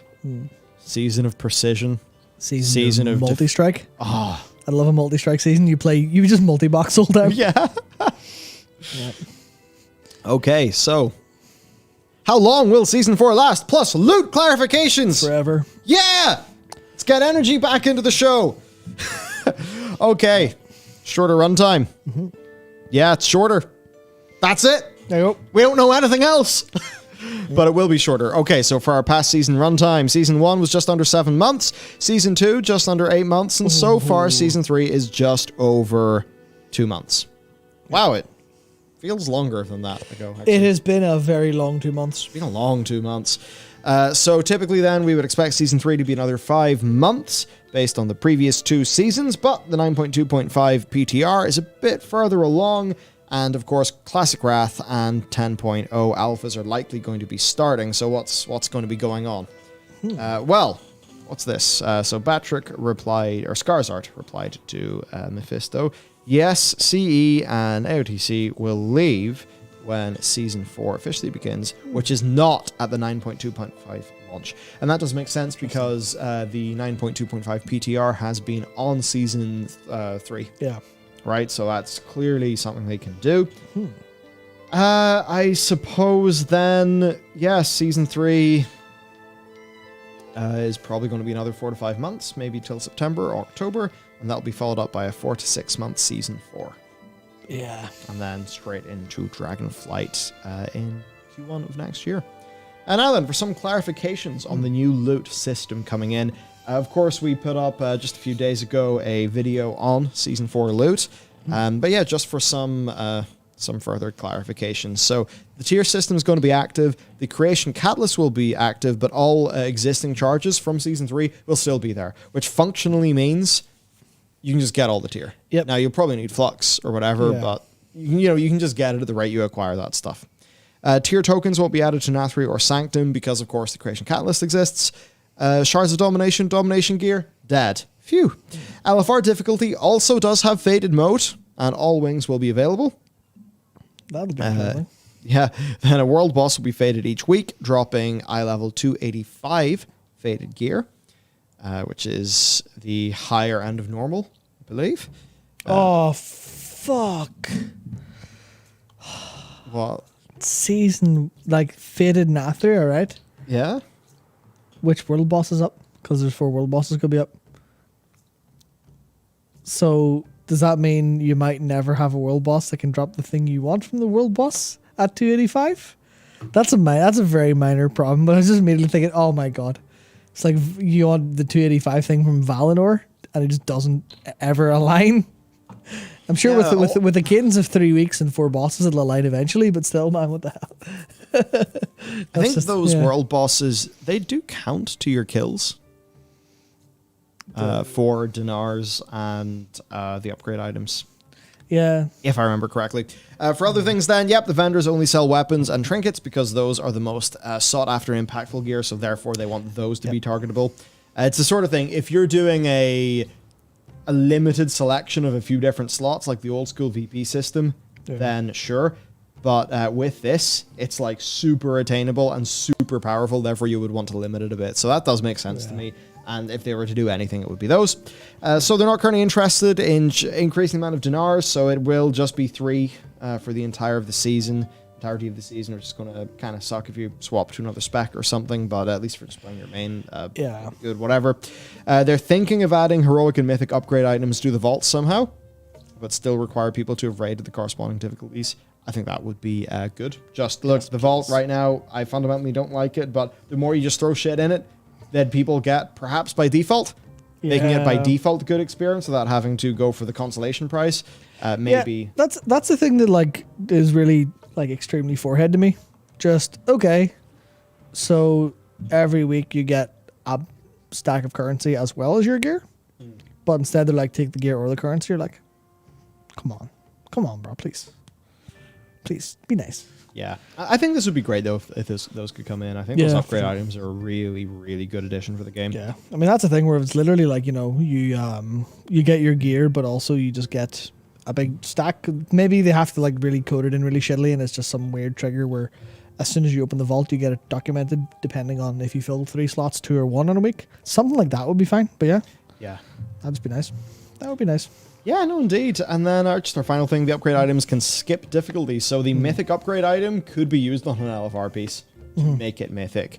Now, oh my god, that means you have to spam LFR to get the gear you want to upgrade to mythic. It literally does, but fuck it, who cares? I don't give a shit. Yeah, don't do LFR. Yeah, no, open up the game. Let's go. Yeah. So there you go. Just some handy clarifications for Season 4. Okay, next up. Profession clarifications. What has happened here? Okay, so leveling up crafting. So there are... Yep. Yes, how will one become more adept at crafting? Permanent forms of improvement / progression. First is improving your overall profession skill. So assume that's just your skill number. If you've maxed out blacksmithing skill, for instance, you will craft everything better than if you've only halfway leveled through your profession. Getting better gear for your progression through higher skill and or other profession stats on gear, because of course there is crafting gear with stats, which is pretty cool. Specialization of your profession, which is the largest source of improvement. The more you specialize in more ways that help a given recipe, the larger bonus skill you will get towards that recipe, thus giving you a higher quality that you'll be able to make it at. And there's a lot to this system that I guess they're just not really prepared to reveal to us just yet. Yeah. There are lots of ways to earn specialization points, and doing so will be necessary to excel in your profession. Some of these sources can only be done once, others are repeatable. And this is great, we actually have some examples. Right. Making recipes for the first time. Certain discoveries in the world. An old book on a shelf, could be about alchemy, an old buried tablet, that sort of thing. Very nice. Just find a way to make this not show up on handy notes, please. Special quests. Completing certain profession achievements, like crafting your first max quality item. So basically just like grab bag of stuff to do, which I think that could actually end up feeling quite satisfying. Yeah, for sure. Some repeatables then, which are helping factions and NPCs in the world through quests, finding treasures out in the world, and fulfilling crafting orders for others. That's, of course, the player-to-player system. Now, ways to become more adept and have a better outcome each time you craft. So what we just talked about is like the high-end level for you as a crafter with that profession, but I suppose this is for the actual craft that you're making. So using higher quality reagents, first way to get them to be better. Using a new type of consumable reagent that they are calling finishing reagents. These give you bonuses while you craft the recipe, and some of them can directly improve your skill, therefore quality when used. An example might be a blacksmith using a special quenching oil, or a jewel crafter using a special polishing cloth while cutting gems. Right, interesting. So I suppose you can plug those in when you want. Which, there's a few ways that could all be quite good for player economy. It's fairly difficult to get a grasp on this whenever it's so speculative. And we literally have no frame of reference for this. But it all sounds like really kind of, putting cynicism aside for a second, it sounds like they actually went and designed a whole big profession system. You're going to be able to play with it, actually spend time and think about it and stuff like that, as opposed to the current existence of them. Very nice. Yeah, so far I like what I'm hearing, totally. Yeah, for sure. Some crafting stats can improve the resulting crafted item. One of the stats is inspiration. The more inspiration you have, the better chance to be inspired while crafting, gaining some bonus skill to be applied to the outcome. Basically, a critical hit when you're crafting. While we want the system to be largely about long-term progression and opt-in bonuses, inspiration provides a form of opt-in randomness. If you choose to specialize or gear towards inspiration, you may be able to craft something at a higher quality than your current level of progression would otherwise allow. The idea is to allow some additional excitement to give you some of those variable outcomes, but it's never required for you to be able to make things at the highest level of quality. So basically, It seems the highest level of quality is always something that you can just work towards and 100% of the time get. But if you have a fuckload of inspiration, every now and then you could kind of get there a bit earlier. Yeah. Which, sounds fair all enough to me. sounds fine. I can already see how people will be thinking about, the pros and the cons to this. I think from a sort of fantastical thing, sure, fine, works. Yeah. From a game system side of things, I think it is good that it seems that inspiration, it's like, is inspiration a stat that then once you have fully maxed a particular craft, inspiration is no longer required? Well, because there's going to be a maximum level of quality? Yeah, well, that's the thing where if you think about FF for a second, because it obviously is craftsmanship and control. Yeah. Control is like the stat where because it's deterministic, not always deterministic, there's randomness in your actual skill of how you're doing it, but there is like a point where I can definitely get this 100% of the time if I have these stats. Some of that requires you to be like fully bis and always use high quality reagents, but that's the thing where you can absolutely always just go, yep, we will. You're definitely able to. You're not at the mercy of randomness unless you're intentionally putting yourself at the mercy of randomness through not having progressed enough or skill enough. At least as far as I understand, I think that's how it works largely for all that stuff. So I imagine they know this. They're not going to go, you can only make your 10% chance to make the best gear, even at best. They're not really that dumb to do that. I think so. I mean, I know FF crafting does have RNG, but it's like you could outgear that as far as I'm aware. Yeah, because like you could just the crafting macros, right, which kind of require the RNG to be meaningless to work, I'd assume. No, they take RNG into account largely, or they ignore RNG elements. Okay. That's the thing where it's like, also you can have like, not like branching macros, but you can always go, yeah, here's what will work in the worst case. And you macro that, and then you press that and it always works. Or you can do it like off the cuff and react to RNG and make it better. But it's like, that's basically it. Gotcha. That's basically it. So next then, optional reagents, which are a bit different, because right now you just put them in and that's that. Well, using most optional reagents increases the difficulty of a craft, thus requiring a higher skill to craft at a high quality. Conversely, if you choose to use an optional reagent that, for instance, lowers the item level of the item you're crafting, it will actually lower the difficulty of the recipe and make it easier to craft at a high quality. So, all seems kind of cool to me. I'm excited to see how this pans out, and I imagine they'll start to do like kind of breakdown blogs at some point. Yeah. There are some other things though. So profession gear. What kind of sources could we expect from progression gear? Well, it's not all designed. You will certainly be able to craft gear with lots of cross-profession crafting where natural. Blacksmiths crafting mining picks and needles for tailoring is an example, and basically they are excited about the sort of cross-profession or profession thing, which all does make sense. So, good. Now, the inspiration stat. Let's talk a bit more about that. So, this is a question. So, you also gain these stats passively alongside your gear then. I thought it was only going to be part of your gear, much like how crit or haste works. Gear will definitely be a big source of these stats. Certain choices within your profession's specialization will allow you to get some of these stats. There will likely be other sources as well. Enchants, consumables, etc. Consumables. So really, consumables, what does that mean? Cross-profession, and it shows they're really trying to make this like more and more and more of a thing. Well, it probably also means, here's your crafting flask. Yeah. Here's your blacksmith flask an alchemist can make. So if you have an alchemist friend, they'll make you a blacksmith flask, or buy it off the auction house, and then it'll mean you take that and then craft for like 2 or 3 hours. Yeah. Something like that, probably, I imagine so. Yeah, stuff that just kind of like really keeps that economy going. Which obviously, I think there's been a little bit of a mixed bag to that based on the combat consumables for Shadowlands. Because I think everyone's like, oh yeah, you put sharpening stones and oils in? Okay. Not like, yeah, they're back. Like, sure. In the like ultimate outcome of them at least. Yeah, we'll see. Now, is there a deterministic way to gain inspiration, or is it RNG? Being inspired and gaining the bonus skill is RNG, and that RNG is based on your inspiration stat. Basically, it's a bit like how the more crit rating you have, the more you have a chance of critting. But as I mentioned above, there are lots of ways to opt into gaining inspiration stat if you want it. So they're pretty much trying to design around the downsides. We'll have to see if it works.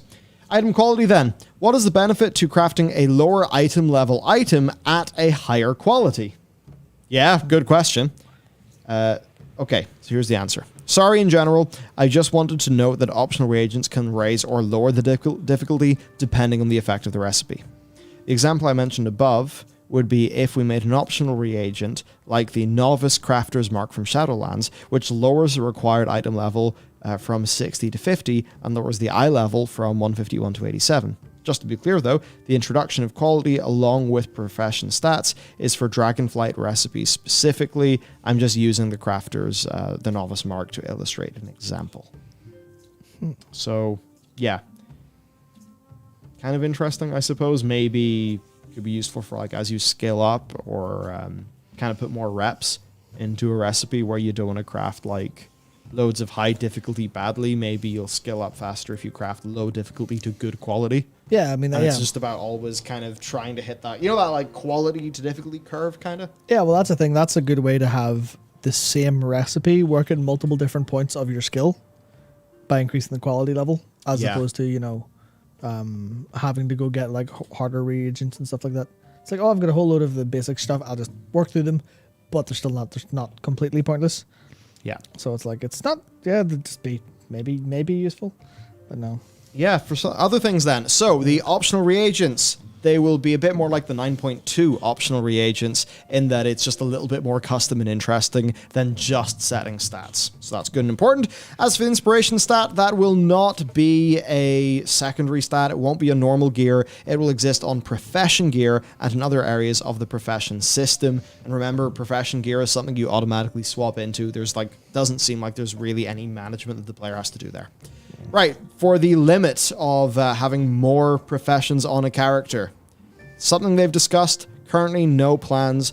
That said, after Dragonflight, we all might feel very different about multiple professions as this is going to be an all-new experience. So basically it's a, wait now, we'll see. Of course, in FF14, you can do all of them in one character, but of course you can play every job in one character because the idea of character and class, to sort of use the WoW analog, is way more loose. Your character could be any class. Yeah. And therefore any profession, which means you can do the entire game's content in one character. Yep, absolutely. Which makes more sense considering the amount of MSQ and stuff. It's not an alt-friendly game for alt characters. But you can do whatever you want one character, so you don't need one. Yeah. That kind of thing. Whereas, definitely, it's weird. The way I play this game, I would be kind of annoyed if I couldn't have more than just 2 professions. But also I'm like, I can see how it adds to identity. I can see how it used to add to identity. Because I used to have all these, I can't speak, holy shit. I used to have all these, aspects of identity to my characters in terms of what they could do. But that's when the content made sense for that. That's when, I remembered being, herbalist and alchemy on my druid when I was a very, very young person. I remember my Draenei Paladin, before she was Lightforged, running around Legion with a fell slit in her arm because she was mining and blacksmith, yeah. So that's what she did for that time, and that's what it was. But now, because of that part of the game has fallen away so much in favor of the gameplay focus, at least as far as I'm concerned, all my characters are engineers for the Shadowlands wormhole. So that's the kind of thing where I think they need to find ways to marry that identity of what the class does and how it feels to be this character has that, while also removing the feeling of just going, well, I'm going to be engineer for the wormhole and alchemist for the Philosopher's Stone, Alchemy Stone. I think that's one of the things. Maybe they know to avoid that a little bit, but it'd certainly be nice to have less limits overall, so people don't feel arbitrarily forced to do another alt for profession content. It's a difficult one. It's a difficult one. For some other things, for the Dark Moon Fair, basically nothing to say other than something like updating the Dark Moon Fair quests could go very well with the overall update. Professions in group content then, right? Yeah, just saying. The huge focus on group content has worries for me. Could this be like a fantastic end game, alternate end game for people? So here's the response. It's tricky to thread the needle in this one because we want to reward players for doing group content. Instances are a major part of the game. Professions are meant to span pretty much every part of it. We also recognize that, as you say, they're a great place for those less interested in group content to find loads of gameplay. Given that one of our general goals for Professions is a player can be very successful without needing to set foot in an instance. Right? We recognize that just because you want to craft the dragon head onto an epic helmet, you don't necessarily want to go and slay that dragon. Those are two distinct fantasies, and splitting those activities has a great deal of value. This is particularly because we want you to be able to think of yourself first and foremost as a scribe, a leather worker, or any other profession. For some players, ideally, their professions should be able to be the most important part, of their industry, and where they choose to spend the majority of their energy. Given that, they're discussing how to achieve both of those goals, of having group content be rewarding to a player with professions, and also having it be kind of avoiding that to be required to be successful in your profession. You will absolutely be able to max out your profession skills and very successfully specialize without setting foot in an instance. It's possible though that some recipes will still come from dungeons or raids. So, interesting, expected. I imagine that some aspects of the work order system being able to take BOP items will help them get around some of these issues too. Yeah, that's the thing where recipes will be like a forever problem on that front. But in terms of the materials, that's the big solution there. Absolutely. And that's why I think the work orders is such like a smart thing. It's such a really creative way to solve all these problems. But at the same time, I do think there's almost like the incentivizing players to step outside their boundaries, I think, is something that the game really needs to keep in mind a lot of the time, which is, oh, you're afraid of group content? Well, we've put a really fucking delicious card at the end of it for you specifically. Do you want to give it a try? And then people go, fuck it, sure. That is potential to go wrong, I think, in modern World of Warcraft in a lot of ways. With M+, yeah. Yeah, but I think... punishment to a new player. Yeah, but I think there's definitely cases where they should keep that in mind as a possible tool. Instead of going, oh no, you're allowed to live in your little crafting bubble. I think that's okay, but people should be encouraged to step out of it every once in a while for a more healthy cross-progression game. And I'm definitely saying this a little bit from the perspective of, I guess it's just I'm thinking about like Transmog, and specifically I'm thinking about Glam and FF, where I know people who are like, well, I don't know them personally, but I've seen people who are like, I have to fucking go and try to find a party for that ultimate just so I can get that weapon because I really want that weapon because I really want to look cool. Like, they don't really care too much about doing the content. They want the actual appearance from it. So they're going to go out of their way and do it even though they're not like naturally inclined. They're not sweaty hardcore raiders, but they're willing to try that because they want the shiny weapon. I think that's obviously people just fucking buy boosts and shit sometimes for that. That's why not every... You said the word. Yeah, that's why... You said the word, Matt. Yeah. Oh no, boosts. Yeah. That's a small part of why some triple legends you find are fucking useless. That is why... Yeah. Crafter of this blue post. Yeah. You should have just said, easy, just boost. Just boost. And then... I mean, that's a problem, yeah. And then post a link to Mike Ybarra's guild. Just... Exactly. Just boost, easy, I know a guy. Just, there you go. That's the problem. It's like, yeah, don't turn around and put this behind, oh, if you need cutting edge to get this recipe, don't do that. They won't. Yeah, but if it's like kill, get ahead of the curve LFR version, kill M-Boss on LFR, something like that. Oh, Jesus, Matt, that's rough content. But it's still... Now, you tell me it's normal, and we could be talking.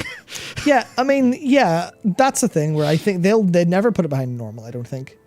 If they wanted people to have it, if they wanted crafter-only people to have it. Oh, yeah. Oh, no, I'm just fucking around with how normal's easier than LFR sometimes. Yep, that said, people say that to me all the time. I'm sure I believe them. I haven't done LFR in a long time. LFR's a fucking nightmare. I'm sure. It's a bit like how... wasn't it at that time Preach found that like normal mode was just the worst place to be in?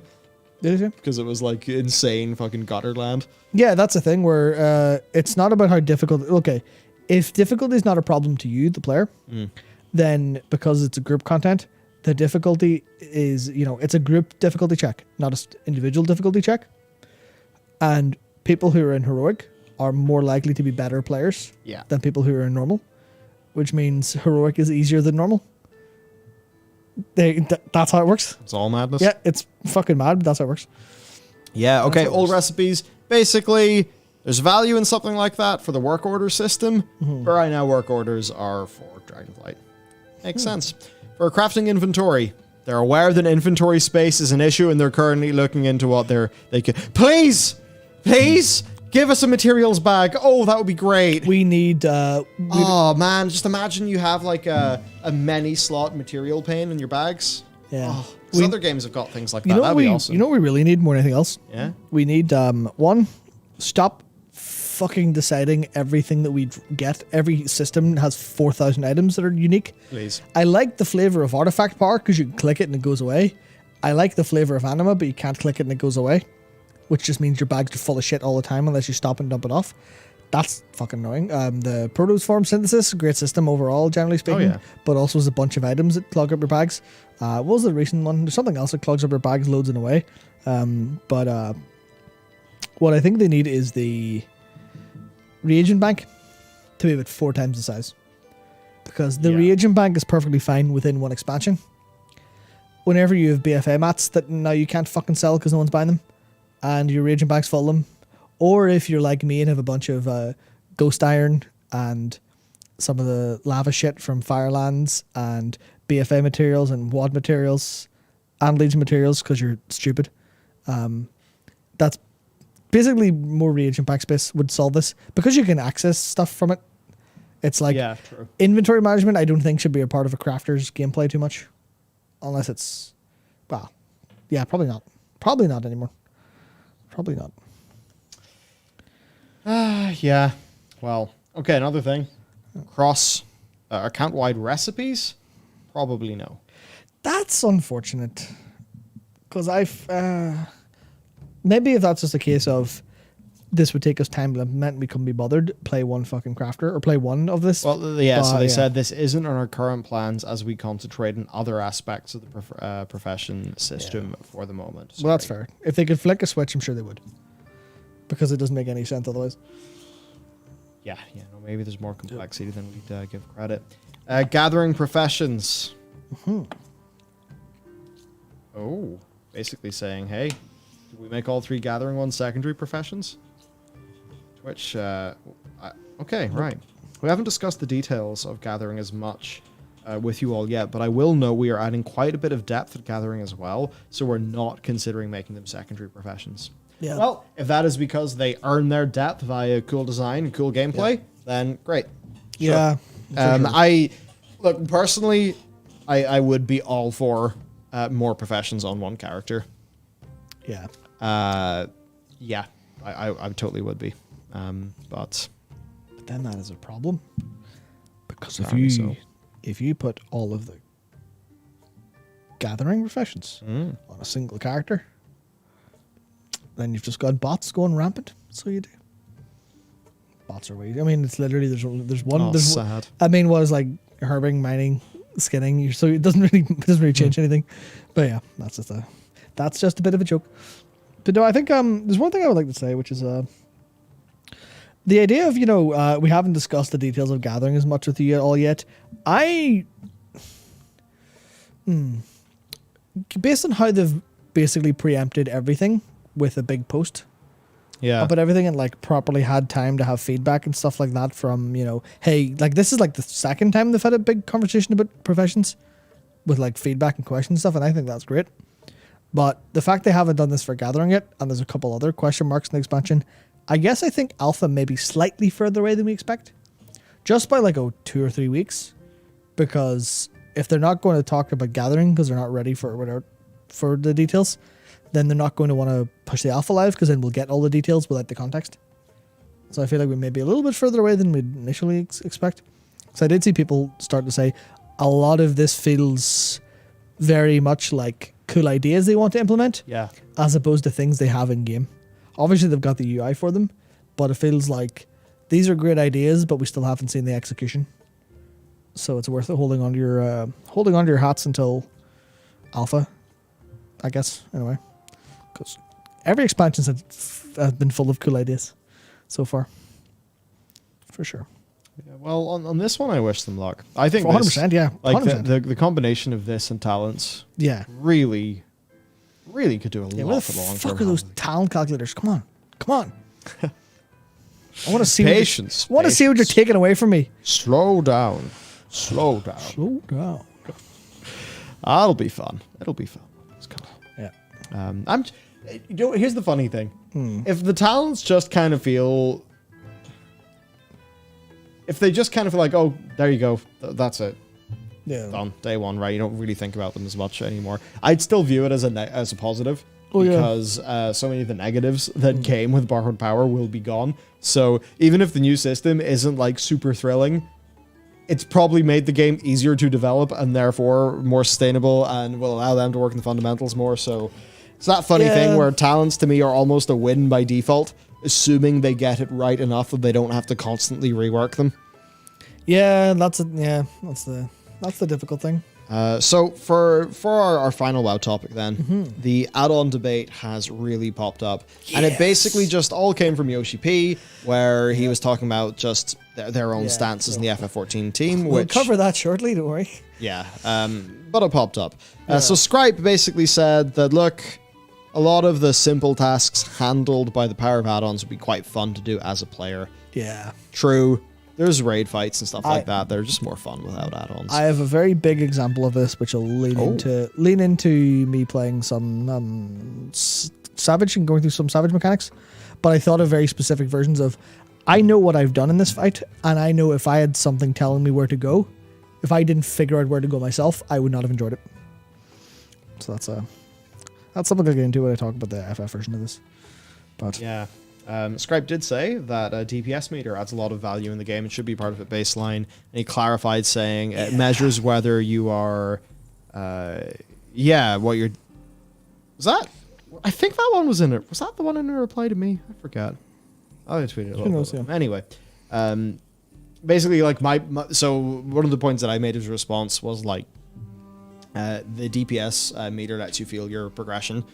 Right, because like you really feel your progression. Back when you were a fire mage and you needed crit, you needed the stat, you would very much in your gameplay feel your gear progression. But they've removed that from so many of the classes. I can understand why for scaling reasons, but still, of course, you got more haste, you feel better, happy. Yeah. It's the end of Legion. You have RSI.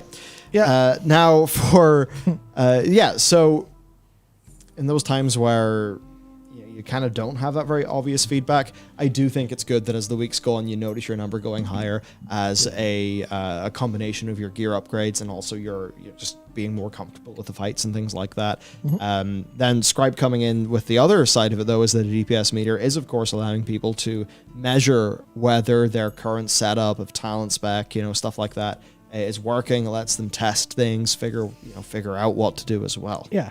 And a meter doesn't have to show others people's stats in pugs, but it definitely should in guild groups and raids.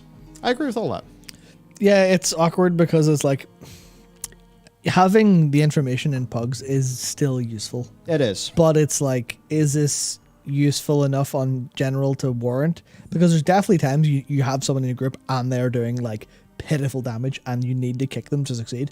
That is like really unfortunate, but it does happen in raids. It does. And that's the thing where like, if that still needs to happen, and the game doesn't actually allow that, then people will just use add-ons for it. And that's kind of the problem you always run into. Yeah. And it's like, it's really hard to get around that. So I have no idea. I don't know what the answer is there, to be honest. In FF. Yeah. Because in FF, the downside of having one player is really bad. Yeah. It's kind of made up for in many situations by the combat res system. Yeah. Right, which means, you can extend a fight a little bit longer to make up for your lack of DPS in a way. Which is still going to run into problems whenever you reach extremes in Savage with enraged timers. But in that case, I think that's going to happen less because, it's like your average heroic player is better than your average normal player. Yeah, a little bit, yeah. Yeah, it's like that, yeah. They low DPS doesn't matter very much in like story content. It's just in harder content. That's where it's going to be a little bit of a problem. But no, that's certainly an interesting problem. But I don't know if there's any real solution, to be honest. But it's like, oh man, it's very difficult. Now a lot of people are just like, you don't like add-ons? Don't use add-ons. Yeah, don't be fucking thick. To which Scribe says, saying you shouldn't use them if you don't want them is like saying don't do split runs if you don't want to. Yeah. You have no choice if you want to be good at the game. The lack of understanding for these things leaves me baffled every time. Of course, doesn't justify whether it's good or bad to have add-on split runs, whatever. I'm just seeing the argument way too often. Yeah, there's just a whole bunch of, like, yeah, you eating Nestle chocolate, bruh? You drinking bottled water? Yep. God, you must have a slate of terrible attributes. You know that thing, well, I right? do, but that's not do this.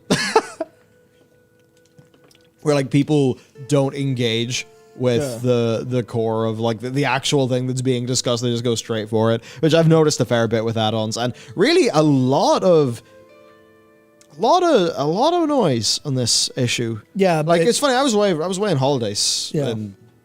in France since like Monday midday, and I think Tuesday midday. Tuesday midday. Tuesday. It was Tuesday. See, when you do more things in a week, the week feels longer. It's fucked up. Yep. But yeah, so I do that, and I kind of just pull the lever on Twitter, so to speak, maybe once or twice a day while I'm away, and I just see ongoing battles, just ongoing fights. It's great between people. Like fucking hell, this website's free.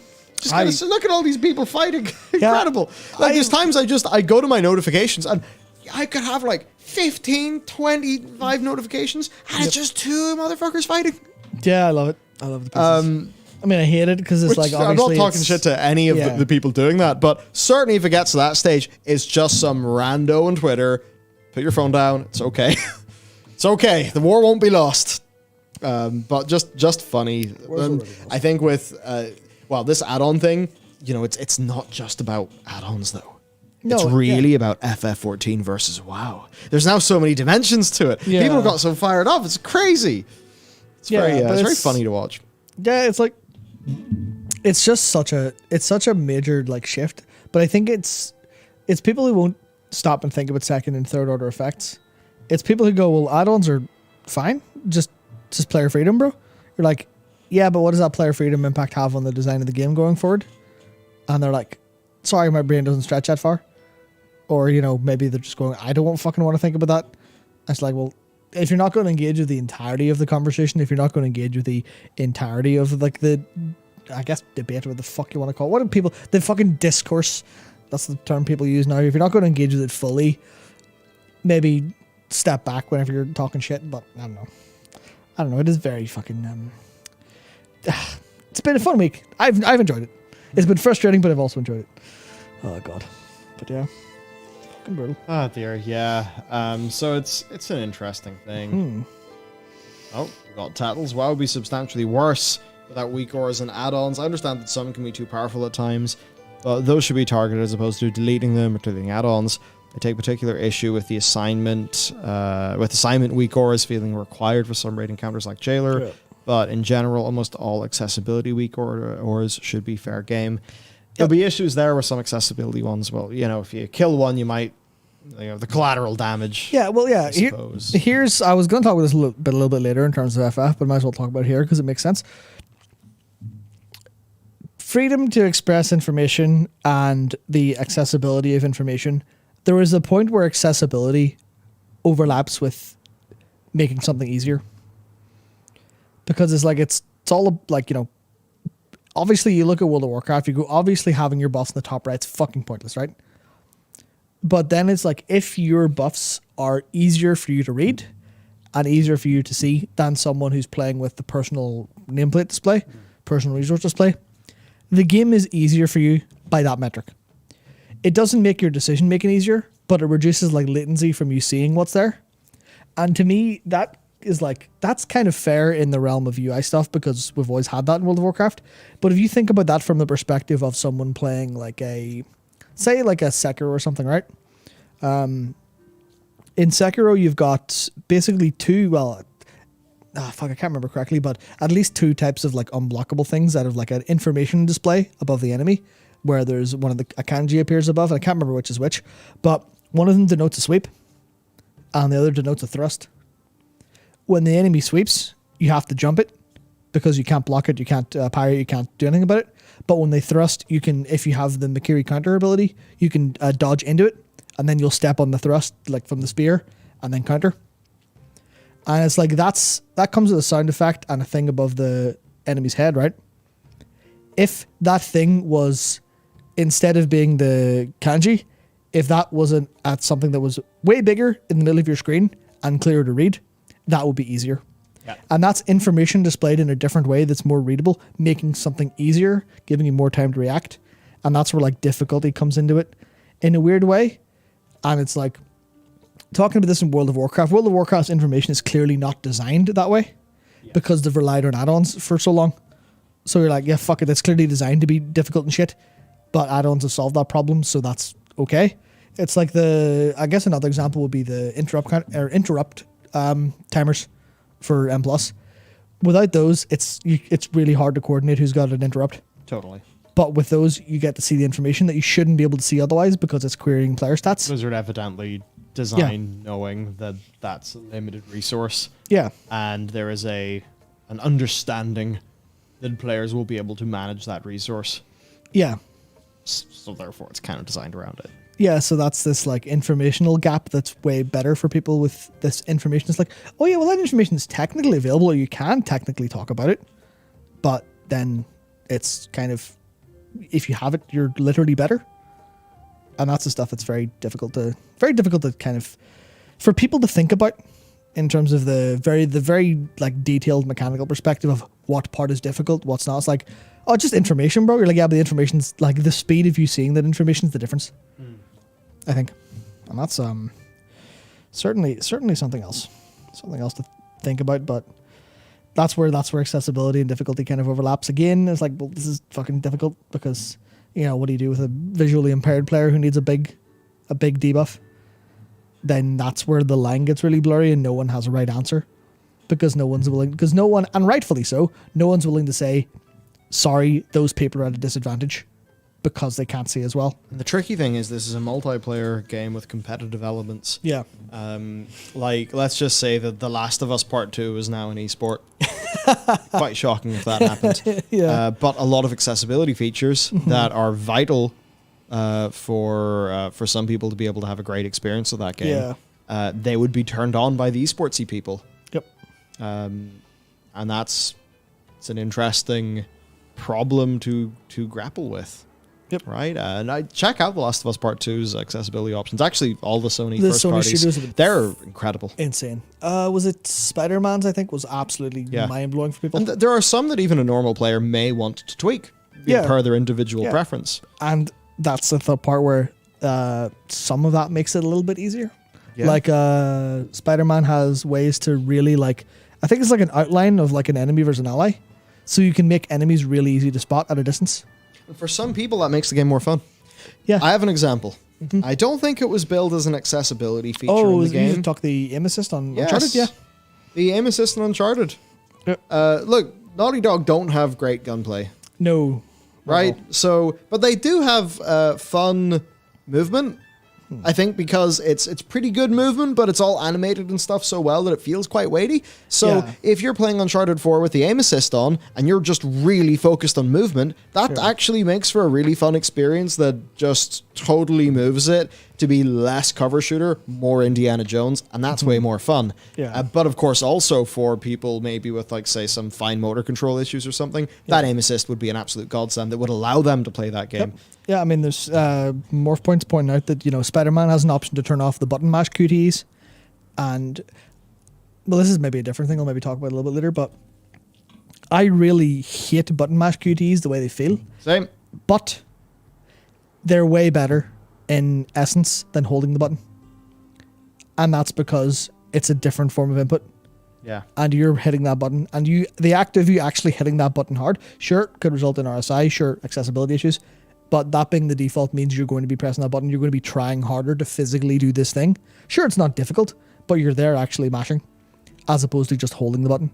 And I think that's like one of the really small differences that I think kind of people don't think about too much But that's maybe a different fucking kettle of fish entirely. We've got then some more comment from X now, World of Warcraft developer Jeff Hamilton. Oh yeah, says, yep, these tools do a great job of letting players express what information they care about and helping the game give them the information in timely and meaningful ways, and everyone gets to define what's meaningful to them because it's custom. Yeah. So I guess I would say with that, these are all of that is true. I think that's a problem. That's exactly. I guess my response to Jeff would be, if you're saying that, then really that should be an admission that the baseline game has a serious issue that Blizzard has completely abdicated on. That is exactly definitely. I agree with everything he said, but I totally disagree with I think what his point is about that. Yeah, that's exactly the thing. I don't think that's how a designer should see something like this. Really. Because I don't think it is. Okay, well, because how you design the game, you design the game. Well, maybe you don't. Well, you should be designing the game with a pretty clear understanding of what the player's audiovisual experience is going to be. Yeah. So if your baseline audiovisual experience is not doing a good job of basically like UX, then it's just not working. So you can't. And I think that maybe not to like pin it on Jeff. Yeah, it's definitely. I think this is probably an attitude that the team had at a point. Yeah. But I think that attitude leads to problems where it's just like, yeah, well, this is the shit in the boss fight.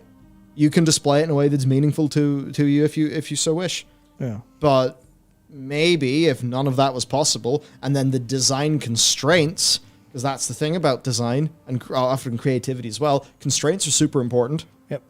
Imagine a Halo show that actually completely went with the constraints of the character as established. It would probably... Oh my god, Halo fans would have loved it. It would be a harder creative challenge to work within those... So take a show like Mr. Robot, where the literal situation in its characters is very much something that has to be reflected in the filmmaking, in the way that everything about that show is done. So you've taken the stuff about the plot, the story, the characters, and that is a constraint that you now have to create the show in. And if we think of so many of our favorite bits of media, there are elements of the craft that totally match the constraints, and that's what makes it feel like such an incredible experience. Severance does a pretty good job of that recently as well. You could have something like Severance, but all the filming and stuff could be just, imagine, like in a completely fucking conventional... Yeah, like the Always Sunny filming, but Severance. That kind of thing. Like sitcom stuff. I just mean like sometimes honing in really well on the constraints allows you to just elevate that experience. I guess maybe the Halo thing is just the more concise point to make. Or Mandalorian even, you don't see Pedro Pascal for most of that. Yeah. Because that's like a part of the creative constraints. Yeah, so you have to find a way for the character to display all the emotionality of a character without going, human face is very emotionality. We don't have the human face. How else we do it? Yeah, exactly. A lot of constraints are super important. I don't know. I think it's a bit cowardly to shirk off constraints and just kind of throw all the tools out there. Yeah, well, that's exactly it. They're just like... It's like in this case, how the fuck do you design an encounter? Oh, well, you have to design an encounter for the base UI. You have to make sure that's playable. They clearly don't a lot of the time. Yeah, like if you're designing the game, you should be designing what access to information players have. Yeah. You should do that. That is literally part of the game. Yeah, and you should lock down and control what the player has access to. Yeah. Because if they have access to too much, if they can fucking peek behind the curtain, and it's all different. And I think so many of the issues of these add-ons for people is that you can sort of peek behind the curtain a little bit. Yeah. Well, so it's like everything you said is true, and I think it is a very bad thing. Yeah. Well, I'm not in on that. Like your class UI, like that the game for so many years has had buffs in fucking Narnia that are important for you to know. But then they got away. They fixed some of that by having the spell effect stuff. So whenever you're a frost mage and you have a brain freeze block, it's on your screen. There you go. You've got your 2 fingers of frost. but then your frozen orb coming up is at the bottom of your screen. And then, I know there's some visual effect for you still having icy veins and stuff like that, but it's up at the top right of your screen if you want to see the duration of that. Yeah. And that's where maybe it's in the personal resource display as well, but that's the interesting stuff. I'll say, to be clear, I don't think FF14 does a marvelous job of its UI. Either. No, it doesn't. It doesn't. No. Honestly, I think it's a pretty bad UI. It's got quite a number of the same problems. It has a little bit more customization for you to deal with it manually, but it's very much a workaround. Yeah. And like I said earlier a couple of times this stream, you want a solution, not players having workarounds, because that's bullshit. Yeah. The difference, I think, with FF is that they are pretty consistent between their difficulty modes and like just the way that they communicate things to players within a fight. Yeah. Also, you not perfectly understanding something is not punished as much because of their combat res system. So they have a whole bunch of things that get around how just the sort of default MMO UI isn't always the best. And of course, Blizzard are working on trying to baseline some of those features. Yeah, so in terms of designing a fight around what information is available, this is where I think I have a pretty interesting example. I was going to use it later when talking about FF, but I'll use it now. So in P1S, in the first Savage fight of Pandemonium, there's what's called fourfold shackles is an ability. And the strategy that party finders come up with to solve this is you check, basically everyone gets a unique debuff. It's either red or blue or red or purple, and then it has a timer. I think it's 3, 8, 13, or 18 seconds. And people have like 8 markers on the actual game world, and based on which color and which duration, you go there. So fourfold shackles casts, you see your debuff. Say, I think the example I have in my head is 3 seconds red. You move to the marker that's C. Someone with blue and 3 would move to the marker 3. So everyone sees that debuff, and that little click of that's blue, that's 8, I go here. There's a world where if that was a mechanic in World of Warcraft, you could have a weak aura literally programmed to, instead of saying you have this debuff, it would just calculate, C or 3 or 4 or whatever marker. It would say moon, say for world markers, and you would just go there. And that's literally just an informational difference. Yeah. That's just a little tiny informational difference that completely changes how the entire thing is felt by you. It removes one step of calculation in your head. It's not a massive calculation. It's literally just like a fucking, an if fucking thing in code. That's all it is. But it's that little thing of you're not doing that, so it feels less enjoyable. And that's something I noticed doing Savage. But another example of that is automated callouts. And this is what they got in trouble for in FF, where they have triggers and CACBot stuff just doing automated callouts for when things happen. So instead of you having to see, the boss is raising its hand one way or something else is happening like that, there's something happening. They'll check either it's the network traffic for a specific packet or like a battle log call it or something. And then something will pick that up and then go, this is happening. And then you'll hear it through text to speech or it'll print a message or something on your screen. And that's a case of you don't actually have to look and see. Something else brings it to your attention. Raid leaders do that a lot of the time. In WoW, it's like, this thing's coming up next. We call it. But that's a part of gameplay. Whereas if something else solves it for you, then that's just, you have an informational advantage and that makes the game easier. And that's the thing where they should have control over how you solve that problem. Like with the Sekiro example earlier, it'd be very different if you had a text-to-speech voice say, be carry counter this, or jump this, versus you having to go, what do I do here? I jump. I think that's kind of the crux of like the raid design part of it. There's also like fucking so much else in terms of just what weak auras do in terms of information. Because the difference between the weak aura, because everyone just uses the like proper weak auras from, is it Kossis, I think his name is, who makes most of them. And that just goes, big fast flashing icon with the icon of the debuff. It just says stack. You knowing the stack is like, but you know that if you know the mechanic. Yeah, but what if you forget? The weak aura reminds you. You're playing the game's easier. The game's easier because the information's there. You don't have to connect those neurons. And connecting neurons is fucking fun. Yeah, that's actually game. Yeah, that's the game, yeah. Right. Here's the thing. Dark Souls is a fucking easy game. Easy as fuck, yeah. Easy as fuck game. I'm not good at reliably executing on that easy as fuck game, therefore it's hard. Yeah, you just press buttons at the right time, easy. Yeah, bruh. It's like a rhythm. Just get good. Yeah, because it's literally I just get yeah, good. yeah. It's like imagine you're playing Dark Souls, right? Or any fucking combat game with a dodge. Yeah. And instead of the enemy having a wind up and then a swing, and you have to know to dodge, imagine, because this is something that Trek to Yomi does, right? The enemy's blade will flash when it's time for you to hit the parry button. So you don't have to learn anything about like when in their swing point they're going to swing. You just look, and it's a very short time, so you need fast reactions. Yeah. And it helps if you learn because you can preempt and stuff. But if you're fast enough, you can go, oh, parry. You can just parry fucking anything because the normal enemies have that flash to tell you when to parry. That's that there. So you're playing an action game, and instead of it being, you know, see how the swing goes, it's, I mean, I think someone said a slow down QTE, but that's kind of it. Where imagine a version where it actually the button you're supposed to press flashes on your screen, and there's like a rhythm game style like thing closing in on it, and then it goes like perfect whenever you hit the button, and that's what you're just tapping the button on the perfectly timed prompt, as opposed to trying to figure out what part of the swing is going to hit you or what not. That's the kind of thing, basically. Yeah. So that's it. It's like WoW is an easy solved game at almost, unless you are making the strategy, i.e. world first. Yeah. WoW is an easy solved game. They're all super. In a way. MMOs are fucking piss easy. Yeah.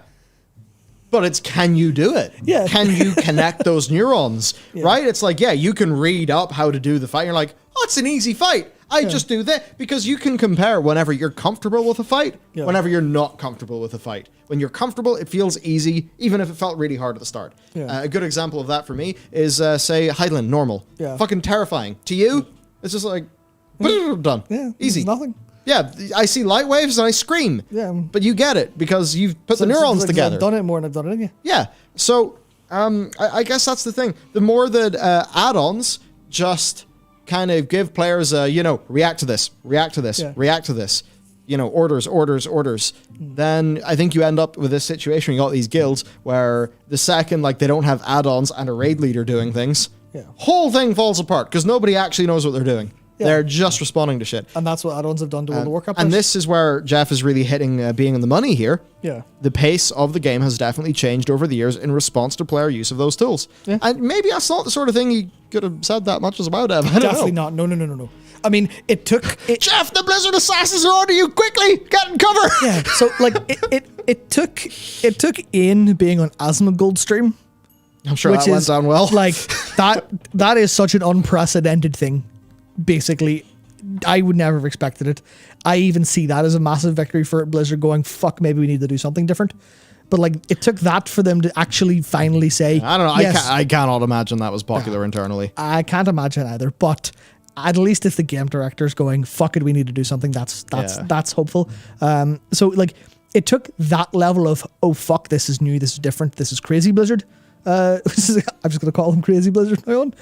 This is crazy Ian actually talking about add-ons being a problem. Wow, is that a video title? Did you just spontaneously start talking in video titles? Maybe, but that's the thing where it's like, holy shit, Crazy Ian's finally admitted add-ons fucking suck. That's the thing where that's obviously, that would be a very super clickbait version, but that's what it took. Yeah. So yeah, I can imagine they definitely couldn't say this. It's the sort of thing, I think Zach led on it, and something I sort of came to believe as well during Warlords of Draenor. Yeah. Because it's been since WoD that discussion of the game is in a way too hard, and hard's the wrong word.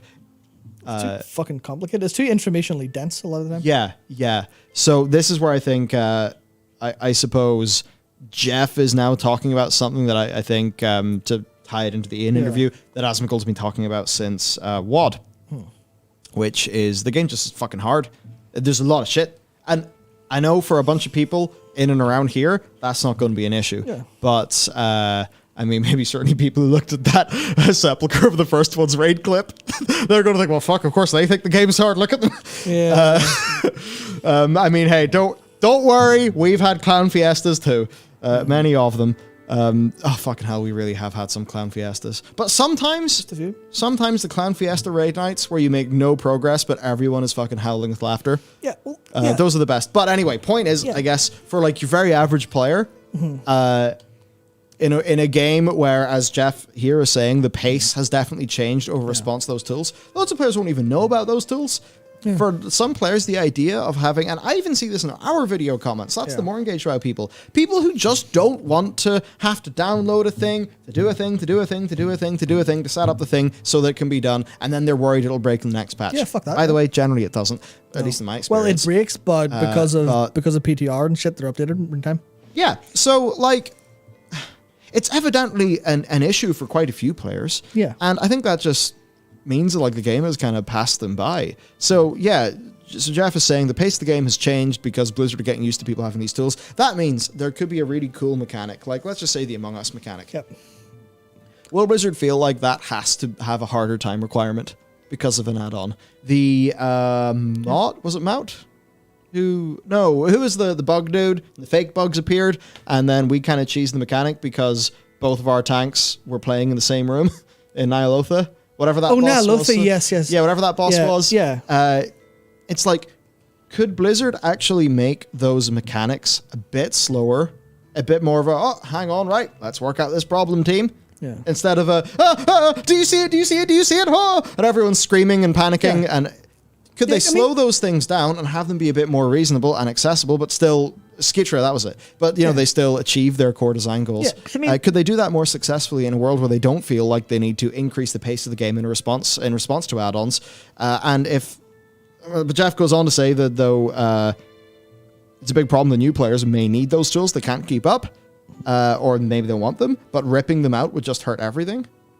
Here's the thing. Would completely murdering, obliterating computational add-ons in an instanced setting, like, would a new expansion be the time to do it? Yes. And then just fully design raid fights with that in mind? Yeah. Well, they won't do it, by the way, but... Yeah. How do you destroy the computational add-ons and not everything else? Because it's all... this is what Ian was saying in the interview. It's all weak ores. Weak ores is literally too powerful a framework. If they have to kill what weak ores can do because weak ores has all that like computational stuff built into itself. So they need to kill the ability to show something custom on screen. That's what they basically need to do. And that would just do so much damage to everything. It's like you were saying about, like, putting stuff on raid frames. You would have to kill custom raid frames for that to Could you make protected auras? I think they've been trying that and sometimes failing. I think that's like a lot of what they were doing with what do they call it? I think that's how they got the Amogus stuff to work. Okay. Because obviously there's no add-on that just tells you. You have to even the solution add-on or the solution weak aura is the vote UI, which obviously makes it super, super easy and doesn't require any explanation whatsoever. But it does at least involve players looking around, having a quick think and voting. So at least there's a little bit of a gameplay in that. There's a tiny bit, yeah. Yeah. So it's like that's what they're trying to do. Maybe it's just being more ambitious in mechanics like that and just furthering their ability to do protected auras. When I say protected auras, basically, like there's some variables and functions, whatever, in the game that are protected that add-ons cannot access. Yeah. Like the whole secure button thing, where an add-on can't press a button for you. Mm-hmm. Yeah. So by making those things protected, the add-ons couldn't interact. Yep. So there you go. Maybe they just continue to really go hardcore in that. Yeah. Well, then but I guess what I would like to see is what are the cool things that we could buy with the room that is left, the room that is created by toning some of those things down. Yeah, that's the awkward thing. But then that's like, well, yeah, that's basically what they kind of have to do. I hate that Among Us mechanic because of the weak aura. Because we initially ran into it and had a fucking massive nightmare. And we were like all talking over each other, trying to get it solved. And then we thought, well, we need to fucking figure this out. And we sat, and I remember we had figured out a very, people would call, and then we'd have a very quick response. Yeah. Based on okay, who agrees, who disagrees, and that'll be like a very quick, almost like a tournament bracket for who it is, would run really quickly. And then just got the weak aura, and then just turned it into the right name, as opposed to having fun and working it out together. And that's really awkward. Then there's other stuff I can figure out, this is definitely a mechanic that requires a voice chat to be super, super well done and done in time. So that's an accessibility issue again, which is, and I hate I really wish I had a better way to say this, but I feel like a lot of people who don't understand the damage add-ons are doing and like them are hiding behind accessibility as an argument, as opposed to thinking outside the box and how can we solve both of these. Especially because I look over at FF's design and how it's designed to not have any, like, you know, no mid-fight communication requirements. You can solve every problem before the fight, and then adjust after the fight. But you don't need to communicate mid-fight because console players can't type without a keyboard, and you don't want people to have to go buy something to play your game. And also voice chat is an issue for here and there. And obviously that's a very different kind of raid design. And World of Warcraft with the Among Us mechanic, with the Blood Queen Lanethal stuff, as Ian was pointing out, that stuff designed to be there, so it's kind of hard to have both there. But it's like we're talking about, you know, throw in a bunch of ping mechanics, like the Apex ping system, to kind of have intelligent stuff go on there. A little bit, a couple of default macros for communication or something like that would maybe solve that problem a little bit. But it's fundamentally, I think there's so much, like, man, there's just so much. There's so many problems with these fucking add-ons, but people haven't been talking about it for so long. It's such a deeply, I don't want to say like rotten to the core, but it's that like really deeply entrenched parasite in a way. Just a horrible position. It's what Dakor kind of calls out here. Yeah. Blizzard has to design around add-ons. If they don't design around add-ons, then the people with add-ons will find the game to be way undertuned. Yeah. And they'll sail through the game. And then they won't have a satisfying experience. Then you say, yeah, but don't use add-ons. But it's a decently competitive game. People want to get ahead. People want to, even at the very basic thing of, I want to get the big cool sword and make my character's number go up faster. They're of course going to use the add-ons. It's not like the entire player base is going to sit down and form a gentleman's agreement not to use add-ons. I guess that's the thing. Just don't use add-ons, bro. That's not the problem. It's not the problem. It's not an individual problem. It's a systematic problem. Yeah, exactly. It is almost that, like, well, just don't, like, just recycle, bro. Just just don't pollute. Yeah. Just don't, look after your own place. Like, nah, just make the supply chain ethical, bro. Yeah. Easy. Yeah, it's like that is relatively fair for anyone to try and do that, but that doesn't solve the problem. Yeah. It would be nice for a person to do that, but it's not going to solve anything.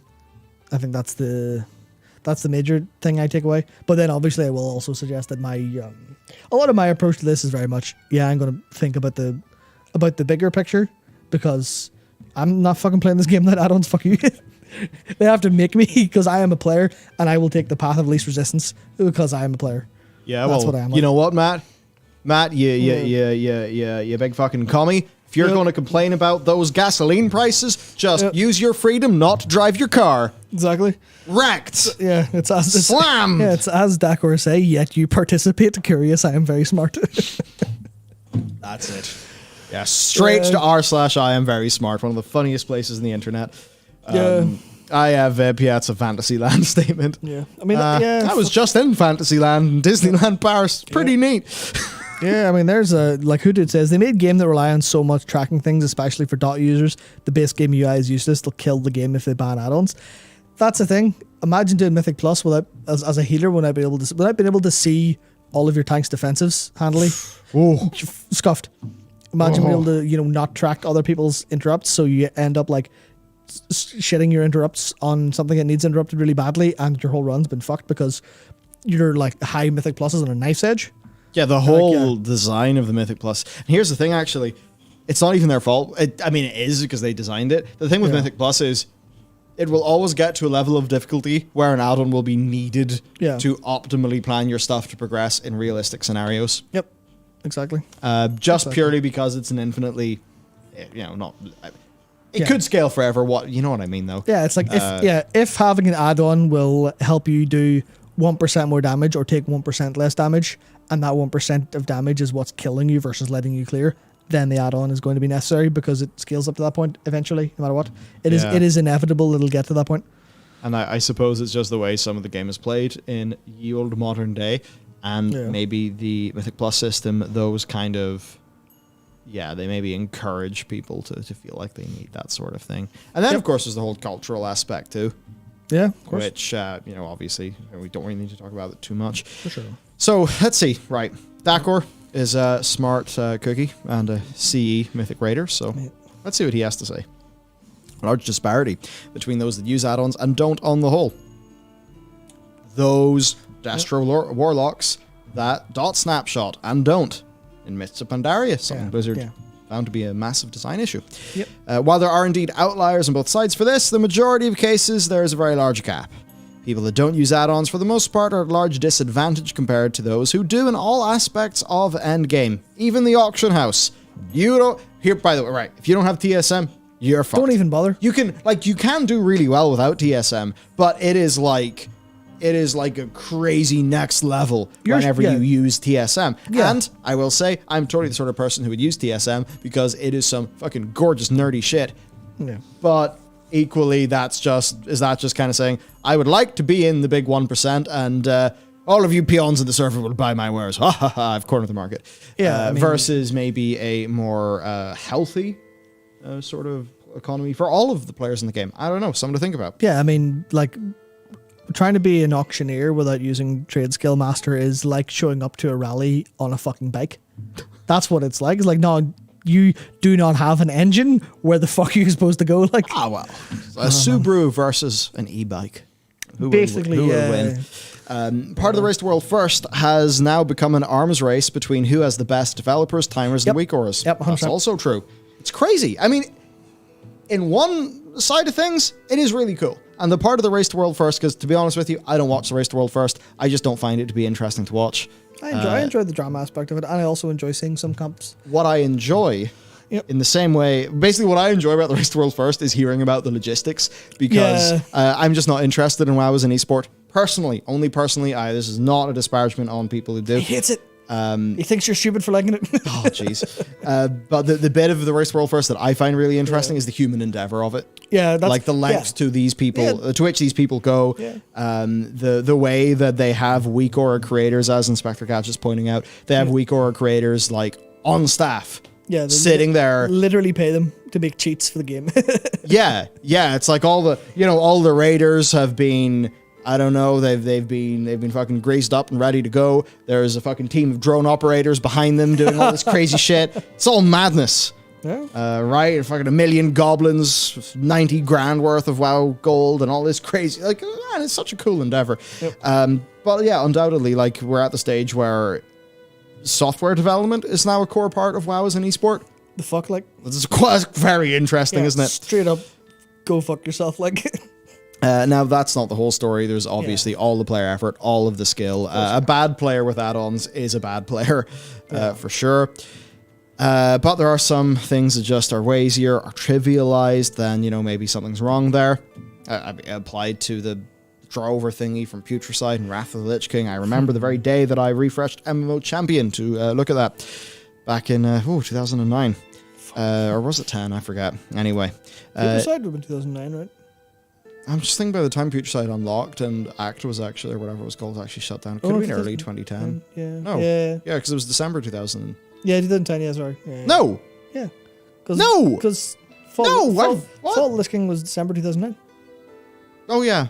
Yes! Yeah. Yes, I'm silly.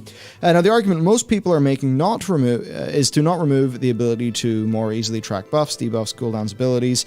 No, the crux of the issue is the ability of weak auras to tell you when something is happening, what to do, where to go, who to pair up with, and what the solution is. The correct, more balanced and less emotional response to this would be to lobby Blizzard to add the non-game breaking functionality of most popular add-ons and weak auras to the base game experience, something they're starting to do.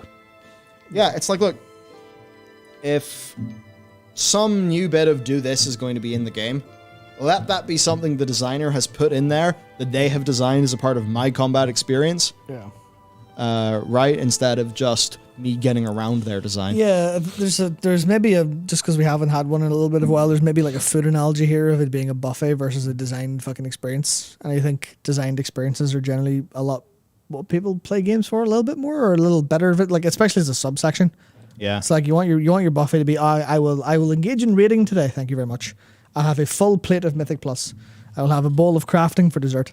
Versus, that's what you want, but you don't want to be like, well, I have to fucking, put together my reading experience.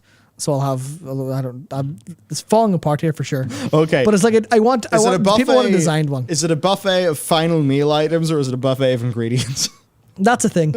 At the minute, it's like a buffet of ingredients more so. Where in the ideal world, you want a actual final meal item.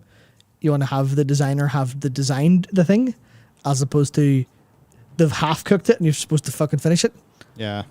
But that's true, because like, I don't want a world where Peter Yu can't do what he does. I would be willing to accept that for improvements elsewhere. That's the thing. But that's a weird dichotomy, and it's like one of these will have to be sacrificed. And as much as I love Narcissus, I think I'd rather have it go away, because I'd rather have the game that Blizzard designed. Well, I don't think there's probably a lot of stuff that Narcissus does that have nothing to do with any change we're talking about here anyway. Yeah, and more like in a choose A or B. Yeah, I would take one, but obviously there's a nuanced answer in the middle. So as for what can be done, well, the aim and guiding star of UX and game development is that players don't feel the desire or need to download and use any external third-party software. It should all be possible out of the box. Just like with the lore! Yeah. No fight or pillar of gameplay should be designed around or become trivial with the use of add-ons or recourse. Yeah. What about somebody who is dealing with accessibility issues for the game? Yeah, I suppose that is the question. I don't know if Dakor's dropped any answers here, but I think probably talking with those players is the start. Yeah, well, here's the problem. Like, these aren't problems you can just solve. These aren't like, oh yeah, here's the answers. Because it'd be great if we could just get, here's all the answers. We'll sell them to you for 100 for like, here's Blizzard, give us $1 million, here's all the answers. They have to figure it out. It's kind of their job to figure this stuff out. And they've not been doing it because they've let us figure it out for them. And turns out if you let players design the UI, they'll design the UI that makes your game fucking easy. Yeah, well, I suppose for the most part, for the fundamentals of accessibility, what am I thinking about? I'm thinking about enemy outlines, things like that, where it's like if they added in more things like that were just turned on by default, or just any of that, players would instantly just turn it on. Yeah, which is tricky, but you could totally see why those would be valid things to add. I think openness for other types of controller is probably one of the most important things. So I was very happy. Got that with the... we got that with the console stuff, so you don't need to install WoW Mapper now if you want to use a gamepad for accessibility reasons. They would need a UI for that to be super ideal, but yeah, they really should have a UI for that. I think a lot of it is just making the base UI better, really. See, that's an interesting one. I think I kind of talked this, but there's, Ray's saying, but an easy UI is good. It really helps you play with actual game mechanics. The UI is the game mechanic. The designers designed the UI as well. That's the thing people, like, I completely understand what you're saying. And I believe I probably would have agreed at the time, but I've been thinking about it a lot more. I'm like, no, I think the UI is part of the design. I was like trying to think about a more holistic experience. It's like everything on that fucking screen while wow.exe is open is the game. Yeah, so it's like, even like default controllers and stuff, like what thinking about that comes into it. It's like an example of, even keybinds is an interesting example. Yeah. Where, obviously we've moved to customizable controls a lot of the time because people haven't decided that's like a super important part of like the design or the gameplay, and you're allowed to customize that. But like default controls are a part of design. Do you put something on, say you put aim down sight on a controller on like the square button or the X button, and then you put shoot on B or the like a circle button. That's fucking insane. That would mean you'd have to play the game with your thumb horizontal to try and aim down sight and shoot at the same time. And that would be bullshit. But if they did that for a reason, they would do that because that would make the game harder. That's a valid control thing. And that's where Blizzard's default keybinds fucking suck balls. And they are super, super, super hard to actually play with. If you play with one across the number pad, the fucking number row, the game is just harder for you. Yeah. Versus having them in a place where you can actually, put, I guess, like my interrupt always on V, so I can hit it with my thumb at a moment's notice. That makes the game easier than if my interrupt was on equal, where I'd have to take my right hand off the mouse and hit equal, or move my left hand away from movement controls the whole way over. And this is the kind of stuff that's like part of the holistic experience. Yeah. And you've been able to see the information is there as well. It's like that's the stuff that's kind of important. It's like cast bars for enemies and stuff. That's all actually part of the design. Do you want an enemy to cast and just have a cast bar and animation, or do you want them to grow really massive so you can click them really easy and interrupt them? It's kind of the small differences of like the entire usability structure is the game mechanic. Yeah, even things like if you have a cast at mouse position in world space, a macro for Blizzard. You could say, then one of your instant blizzards feels way better with that control scheme. Yeah. And it's just that thing. Controls are a part of game design. Yeah. And your key bindings are controls. So imagine playing a new game and it doesn't have great controls. The game will feel less fun to you. It could be harder. And it would be harder, yeah. So it's interesting. So let's see, what's Dark Horse got for us? The end result of baking all the great functionality and customization that these third-party add-ons provide into the base game is a much better product and experience for all players, especially the average, more casual-oriented or impaired player. Players need to be listened to and heard. On the side of this argument, if there's ever going to be a chance of resolving a satisfactory way, a middle ground that most people will be happy in. If all add-ons and weak cores were to suddenly disappear overnight, then that would be a massive impact for people who use them, be that for accessibility reasons or be that for just performance reasons. So yeah, I don't think anyone is saying just rip them all out at once. I think maybe it's... Well, some people are definitely saying remove all add-ons. People are saying that, but that would do a substantial amount of damage. I would advocate for make the base UI better and better. It's like there's a supply-demand thing. It's not literally supply-demand, but like what is our supply in a way here? It's like, how good is the base UI? Because that like... kind of curbs players' appetite for add-ons. So I think you do that, but then to curb the negative externalities of players feeding that appetite on your game design, then protect more functions and do everything you can to shut down the computational aspects of add-ons while trying to preserve as many of the good things as you can, which is no doubt a really hard challenge, given that Weak Auras is doing so much of that lifting itself, because it's fucking marvelous what Weak Auras can do. It is an just as a piece of software, it's incredible. It is fucking amazing. Yeah, it's incredible. So hard. Yep, absolutely. It's there's just no fucking answer. I guess that's the annoying part. There's no answer, so we have to find one over time. And it's like, I guess it's almost the same as like you're saying supply and demand. It's like the piracy problem. Whereas like add-ons provide a better service than the game, so the game needs to provide a better service than the add-ons. Yeah, and that's the only way they'll win, but they have to do that to win. So yeah. So other things then, Yoshi P talking about data mining, leaks, third-party tools. I think because we've done a lot of this topic. Yeah, we can kind of rock it through a little bit of like well, basically, I was intended to talk a lot about add-ons in this section and like their stuff, but a lot of the design stuff I actually already talked about, so we can just fucking blast through. Yeah, so basically, you issued a stern reminder that third-party tools are prohibited. Yeah. Add-ons, no, fuck you. So things that make content easier, show more UI, packet spoofing publicly, stating, promoting these tools will have you investigated and dealt with. Yep. Don't use XIV Alexander, even though you're in Australia. Sorry. That's the problem. Okay, so that is less about ACT, more about the likes of XIV Alexander, though ACT could certainly be construed to fall within that very easily. Exactly. This is exactly why, obviously, Blizzard are on one side of the fence with do whatever you want. We will do some small changes internally to try and stop you if you go too far. Like, don't be fucking botting, basically. Whereas Yoshi P's went to the other side, which is you're not allowed to use fucking anything. You'll get away with it as long as you aren't being a bastard about it. It's like I compare him when I'm in conversation to like the kind of cool parent that's like, don't do drugs. Kids, don't do drugs. But, if you come home smelling of weed, Yoshi P be like, all right. And you're like, yeah, I'm all good, don't worry. And he'd be like, sweet. But if you come home, fucking blood everywhere, you've got coke all over your shoulders, your nose is fucking hanging off.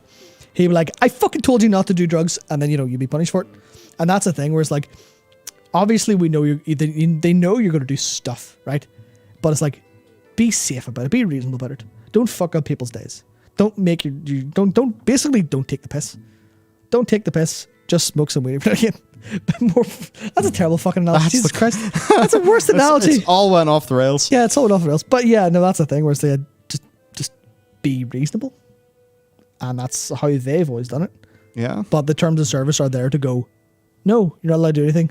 Because we have to legally be able to, not legally, but I guess legally, technically, fuck you up for breaking the rules. Oh man, This is what it talks about then. Yeah. Server security is getting better to, yeah, sort of handle some of these things. He says they've seen an increase in reports of third-party tools that are basically just like malware and stuff like that. Yeah. Various tools that increase or enhance the information of the UI are already being reviewed to implement various features officially in-game, as well as making sure people stop using them as they are against TOS. That's DPS meters, right? well, there's a little use slash enhance. so I know that there's a few things, but that's probably not a DPS meter thing. That's very much a. I think that's more of a like the party debuff timers thing. Ah, right. Or the way people. I mean, it's well. Trying to think.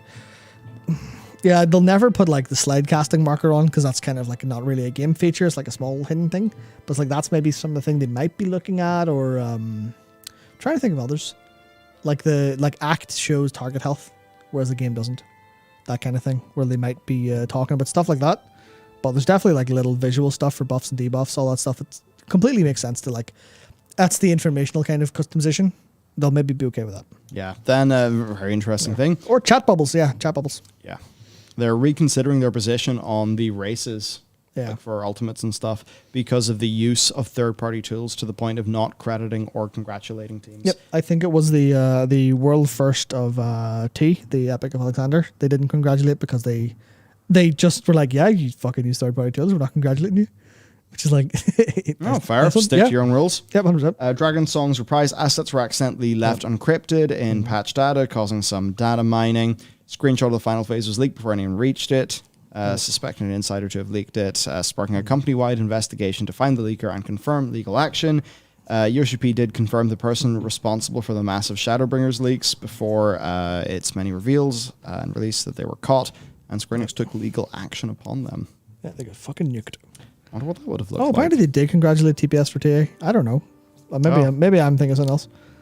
It's fake news, man. Various things are going to be changing for on leaks, so they're being they have been serious about that. They're getting a bit more serious about that. Yep. He reminds players that they can and may take legal action against those who spread data mine information and ask people to stop. Oh, yeah. It was that they didn't congratulate Neverland for Dragon Song's reprise. So the thing with this one could be a problem. That one could be a problem because let's just say something gets, something like leaks out. It then becomes a bit of news. People are talking about the news. They didn't data mine it. They didn't data mine it themselves. They didn't leak it. They did not break a single rule. They just reported on something. So to take legal action against people who would spread that seems insane to me. Now asking people to stop. I am assuming that implies like DMCAs and stuff. Are they allowed to DMCA what really is talking about something as a piece of news, which is transformation? Well, not that this is a fair use thing, but the thing is a bit of news, right? Because I know companies consistently they will just nuke things with DMCA regardless of whether it's actually a fair DMCA claim or not, because of where the power lies in the DMCA system. But when I think about what's right there, it's like if it gets out, I think you can't just go around taking legal action on people who, by talking about it, are kind of sharing. So it's like, DMCA, the original leaker, take action against the person who violated the terms to whatever extent is reasonable or you can do. But, well... that can only go so far. Yeah, it can only go so far, but I think it's like, well, I don't know the entire legal breadth of it because I've not looked at it in a while. But I imagine it's a case of like, they will probably abuse whatever they can if you're like, if you're sharing images of the data mine like Dragon Song weapons, they'll likely, fire DMCA or tell you to stop or something like that, even if you are like a news site or something along those lines. Because it's still, as far as copyright's concerned, it's their shit that they don't want to show. And I know there's that's not kind how of a bit of complicated. It's kind of complicated in terms of what's right, I think, in terms of people. But I'm not completely sure on the legal situation there. They are just depends on saying, Japanese law, but yeah, I'm not bound by Japanese law. Yeah. Am I? So Not saying that, I'm not like being I will talk about these things. No, I personally wouldn't. Yeah, so that's a thing where, I mean, I imagine this is literally just them going, no, we will fuck you up if you do this, so don't. Yeah. As to whether that's a threat or something they'll follow up on for other sites, I imagine it's just that we really don't like this, but they will fuck people who actually data mine, for sure. For sure. Yeah, that's interesting. Data mining a piece of software. Because if a part of that involves reverse engineering, reverse engineering, that's like protected in America, isn't it? I don't know if reverse. How does that work? I think there's. No, I don't. I fuck. Yeah. I was I was looking into this relatively recently too. I feel like it's a case of well, you know the way the reverse engineering for like the Nintendo stuff is all legally signed because they don't use any of the assets. That's kind of I think that's kind of it. Where if there's any assets involved or anything that may be construed as copyrighted material, they're under fire like legally. But if they're just recreating something, I think that would be okay, generally. But for data mining, I feel like data mining, especially if it's encrypted and it's not like freely available in the game files, then I think that's where you kind of run into something. Whereas, like, as an example, if all these files are decrypted or encrypted and the game decrypts them on the fly during an event as part of the like executable code, then I think if you decrypt it before that, it's probably, if you're actually caught doing that before not seeing them correctly, that's probably something. I don't completely know. Talking about terms of service. It depends. Well, not all terms of services will be legally enforceable. Yeah, the terms of service will be enforceable in that you get fucking banned. Yeah. But you don't break terms of service in World of Warcraft by being mean to someone and then Blizzard kick your door down, take you to jail. Like, that's not how it works. But yeah. Yeah. No. Okay. Interesting. Right. Now, there's a rumor of server emulation used by world first race participants to learn or clear new content is dismantled, and according to UCP, it is impossible. So generally speaking, I would take a lot of what UCP says to face value, but when he's talking about what other people do technically, I'm not sure about that. Mostly because of the time people talk about latency and how that impacts animation locks, and they have Square Enix have completely missed the mark on all of that. Totally wrong. Yeah, they're literally completely wrong. And I was like, no, this is literally demonstrable proof that with ping, animation lock goes up. So people playing with high latency can't play Machinist. That's how it works. Basically, literally, sorry, Machinist is nerfed if you're Australian. Not that there's Australian data centers, alright, but if you're playing at a different region, that some of these classes will be nerfed. And XIV Alexander can be used to triple weave and quadruple weave, and you'll get fucking banned for it because they have server tech and examine those logs. But you can just fucking cheat using this latency stuff. And they're like, no, this is not how it works. You're like, fuck, come on, engage with reality, please. Engage with reality. Yeah, and then once again, he apologized for the many mistakes that came with patch 6.1, which I'm guessing is Housing Samurai. Housing Samurai, and I think early Japanese players were kind of pissed off on Ninja with the mug and trick switch, but I think everyone shut the fuck up when they realized Ninja's like a top DPS now. I was like, oh no, we get this change. Oh wait, Samurai got fucked. They were not, so okay. But yeah, that's interesting. There certainly have been missteps with 6.1. Yeah, but it is very funny thinking missteps for 6.1 versus what a lot of games would consider missteps from a patch. You're like, oh yeah, broad strokes, 6.1's brilliant. Yeah, Housing definitely fucked. Samurai, bit awkward. That's basically it, really. Fucking hell, I think with Housing, it's just because that's something that people were so excited for. Oh yeah, that is like a major fuck up. In terms of player experience, that is a major fuck up, and it's still not even. Well, I think it's basically resolved now.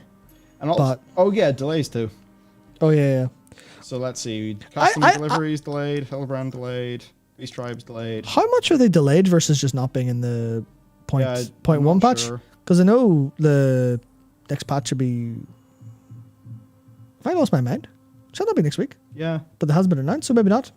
Maybe they have been delayed. I don't know. I've been in a fucking bubble this week. I've been in a bubble too. So I guess if they have been delayed, let us know. But I always thought that those things were pushed to the 6.1.2. Yeah, 0.15, 0.18. Yeah, so they're not really delayed. They're time gated. That's the sense. They're fucking time gated. Oh yeah. No, I think. Sorry, whenever I first read that comment, I thought that like a delay had been announced or something. No, I think that was just referring to the regular and announced patch cycle that's already sort of taking place. Yeah. Yes. Okay. Right then.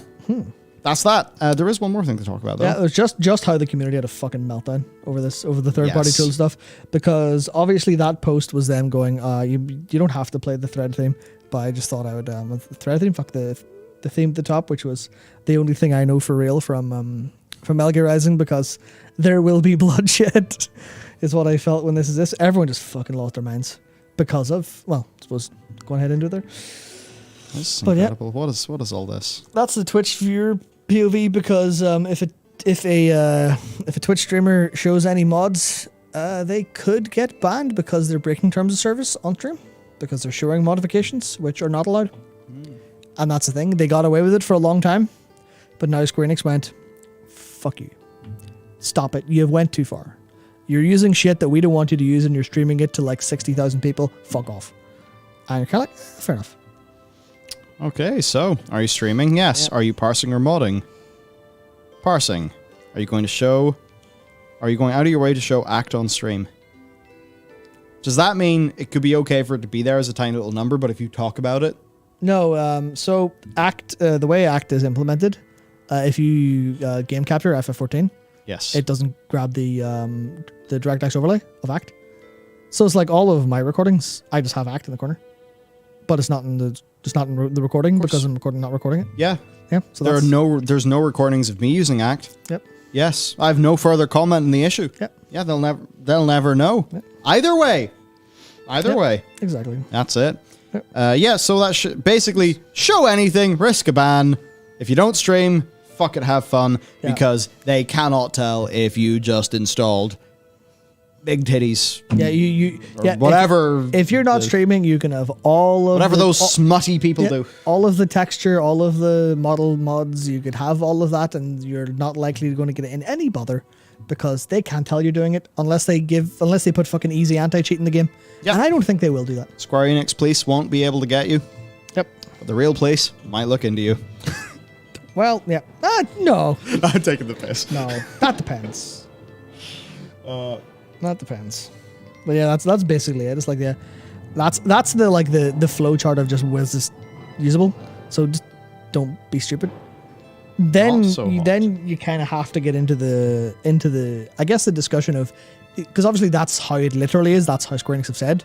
But is that like too authoritarian? Is that the right call? That's where people get a little bit antsy about it. So now is what's happening. Yep. Oh yeah, that's it. Yeah, all the Lalafell body mods are actually created by the three letter agencies as a honeypot. Fucking right. Yep. There you go. I wouldn't be surprised. Yeah. If you want to increase, hey Yoshi P, if you want to increase the game's budget, you gotta get some of that slush fund money. Yeah, just like Blizzard did. Yeah. Just like Blizzard definitely didn't do. I was actually just going to go. I was going to go completely off on one there. Apart through letter agencies, maybe not. Maybe not yet. Yeah. So some thoughts here, because I right. Yeah. Am I to assume that what's happened here, Matt, is that people who are using these things and kind of causing no harm or whatever, or maybe we're on a different side of the argument, suddenly they were all they were in a situation, right, where like it's the double slit, but it hasn't been observed yet. So who knows where it's going to go? Who knows what's going to happen? And then all the reports are like, it has been observed. This is what happened. It's a ban. Yeah, is that basically it? It is very much Square Enix. Like Yoshi P woke up and chose violence. That's what happened. He reiterated that anyone caught and like reported. Well, I mean, it wasn't that many. It was like there were 2 notable 10-day bans. So it wasn't like time to fucking burn the fields. It was just here's a couple warning shots. But people obviously, a 10-day ban when you're in the middle of trying to progress for an early clear on an ultimate. Maybe you've taken time off, or maybe it's very important to you. That's going to feel fucking terrible. But according to Square Enix's terms of service, they deserved it. That is not a personal statement. Yes. Now, this is very interesting because these tweets are here. A lot of people are taking issue. Zeno definitely has an opinion on it. That's very from his perspective. There we go. Say. Let's see. Oh, I guess right. Well, that's the idea. If you're gonna add you're probably going to add a DPS thingy anyway. So you're going to go ban people who use it now. That feels shitty. It's like, well, they're probably not going to add a DPS meter, but yeah. Oh, okay, right. They almost certainly won't do that because not DPS. Yeah, no, they don't want that toxicity.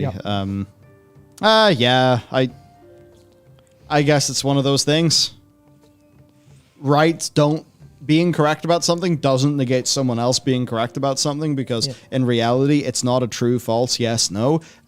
Every single thing is like a weighted value. Yeah. That's it. It's like, yeah, you have different yeses, you have different personal weightings of all of these things. Yep. Apparently ban inconsistencies. Yeah, they've not been perfect on this. Like, I guess it's because a lot of this is being handled by human agents. Yep. And also vaguely, like, kind of as reactionary in a way. Okay, so here's an example of one. Oh, yeah. Those are otherwise invisible. Wait. So those markers are otherwise invisible. Which one? The circles? Yeah. The big circles. Yeah. Oh, so is that tool basically giving you the way that they would normally show that, but like they're giving you the normal mode version in a savage fight or something? Yeah, well, I think that's ultimate. Yeah, but there's also you see the white coloration of them. Oh yeah. That's literally additional features. But yeah, you're not supposed to see those. Ah. So that is like that's accessibility, but it's also fucking cheating. Yes. Where's the line? Yes. Pyromancer gets mass reported after spicy Twitch stream. Pyromancer. I won't comment very much. He came into issues with the community. Yeah. Guys, come on. It's one thing for someone to break the TOS and the other to specifically brigade to get someone banned. Both NA and JP are doing it. Sad, dark period. What? Yep. Well, that post was deleted, but yeah. That's people, copy pasting a template to go and report Pyromancer for having mods on stream. Which he definitely did, because he had like full the material UI, full replacement mods, stuff like that. That's a very common thing, though. Yeah. Is that the almost Elf UI-ish looking thing? It's not Elf UI. It's a different style. I also had other add-on stuff, but stuff like that is TOS. Yeah. True. So did he get banned? No, he didn't get banned. He just had a 12-hour-long argument with his chat. About whether who was in the right, who was in the wrong, and it was, yep. Good. Well, I suppose whenever, Asmongold's done with the Amber Heard Johnny Depp trial, maybe that 12-hour litigation to well, that VOD's gone. that VOD was taken down, and then someone who uploaded parts of it also had that taken down by Pyro, which is, it's his content, fair enough. That's completely fair. There is another 30-minute supercut up of someone edited 12 hours down to 30 minutes very quickly, like a legend, and it's... Yep. Moving swiftly onwards. Actually, yeah, people are asking about G-Shade. G-Shade's been directly addressed as being okay. Which is definitely interesting, because it's a completely different style, where it's not doing anything with game code. It's a just slap on the end fucking extra rendering stuff. So you could probably find a way to cheat with it by making things more visible or whatever else. But generally speaking, it's like, it's there. Yep. People who are anti-plugin / DPS meter are more toxic. Oh yeah, apparently that's true. I don't know if that's true. It would make sense. But then it's a lot of the people who are overly nice on the surface are vile, evil people on the inside, kind of thing. Yes, I will certainly say that you get so much more fucking toxicity from the positive, happy people. Yeah. I don't mean literally, oh, they're positive and they're happy. No, I mean the people who... Toxic positivity. Yes, in their head, it's fucking knives and blood everywhere. Yeah. But, their face is just a nice, happy smile. Yeah. Right? Yeah, man, you get so many of those people online. It's especially in Twitter. Yeah. They really seem to like Twitter. I don't know, maybe they ran away from Tumblr when all the porn went away. They did. 100%. Those people are fucking scary. I love the fact that they exist, but I really think they should be in a bubble and not allowed to interact with them. They're really scary. Yeah, for sure. Yeah. For sure. Oh, man. Of course, the good old one person. Okay, right, let's see this. I'm assuming this is going to be a successful interchange in the public square. This is a intersection of ideas with lots of correct attitudes towards debate being unfolded. Two learned gentlemen exchanging opinion upon the Stoa. Exactly. Fantastic. Banning raiders for using a parser and quality of life HUD mods that have absolutely no bearing on someone's ability to clear a fight are so fucking out of touch. I will never not be horrified by this saga. Modders make games more enjoyable. Stop punishing the community. Official stance has never been unclear. Grey area was pushed so far by streamers that there was going to be repercussions at some point. Yeah. Publicly going against TOS is bad, no matter how you look at it. That's exactly it. No, official stance is unchanged. No mod stated on the TOS. Yep. Publicly going against it and streaming is stupid. You are publicly breaking TOS, which forces a company to act. Breaking TOS publicly, even this long, and giving only verbal feedback was a miracle by the company. Catch this block. TOS simp. Yep. And I think, generally speaking, I probably fall on the TOS simp kind of side of things. Yeah, they are the terms of service. You violate them with knowledge. Yep. Don't break the rules. Yeah. Ooh, when are we entitled to information? Yeah, this is stuff I kind of covered earlier, where it's like the information is in the game's code. Yeah, this is suppression.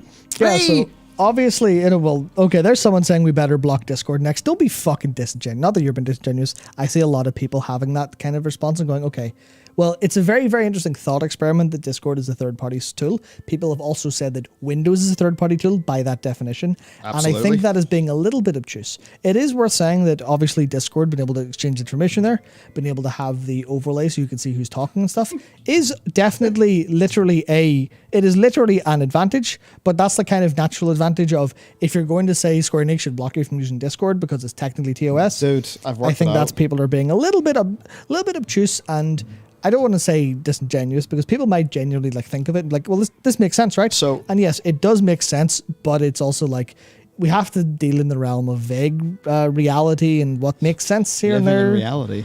I don't want to, but I fucking have to. Okay, yeah. It's easy. It's just like that album. Was it Donde or Donde 2 that Kanye did? Or the only way to get the album was to actually buy a little beat. You know those little beat mixing devices?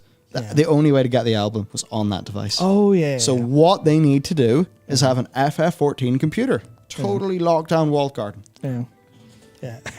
Yeah. So that's it. Fucking your glasses. Yeah, my glasses. Yep, TOS. Yeah. TOS violation. You got to go play the game with what you got. Yep, absolutely. That's it. That would be a really interesting... no, it wouldn't. I'm not going to say anything more. No. I rescind everything I've said for the past 30 seconds. Oh, unknown character. Absolutely. Oh, common sense should be banned. It's out the window these days, so if you have it, it's unfair. Dude, common sense is the biggest fucking cheat. Holy shit. Yeah. My God. That's it, Dakor. Mouse is a third-party tool. You better use your fucking direct brain interface. Yeah, that's exactly it. You have to will the game. Yeah, so in terms of what I was talking about with informational availability and when are we entitled to, it's obviously I wrote this down earlier, so it's a lot more eloquent than I could fucking say it earlier on like a dumbass. But it's like party and debuff timers seem reasonable to ask for, right? Yes. Reasonable enough, sure. So you see an ability clear. Great. But when does that move out of the corner of your screen to the middle of your screen when it's important? That's one logical step of, that makes sense, right? Because it's just information, easier to see. When does that take the next step to being like one of the add-on helpers in World of Warcraft? Where it's like, we'll make, instead of one ability that you should use next, it's 5 and they're in a line. And that's the thing where information availability is a part of balance and it's a part of cognitive load during a fight. It's like I was talking about this a little bit in the video, but the idea that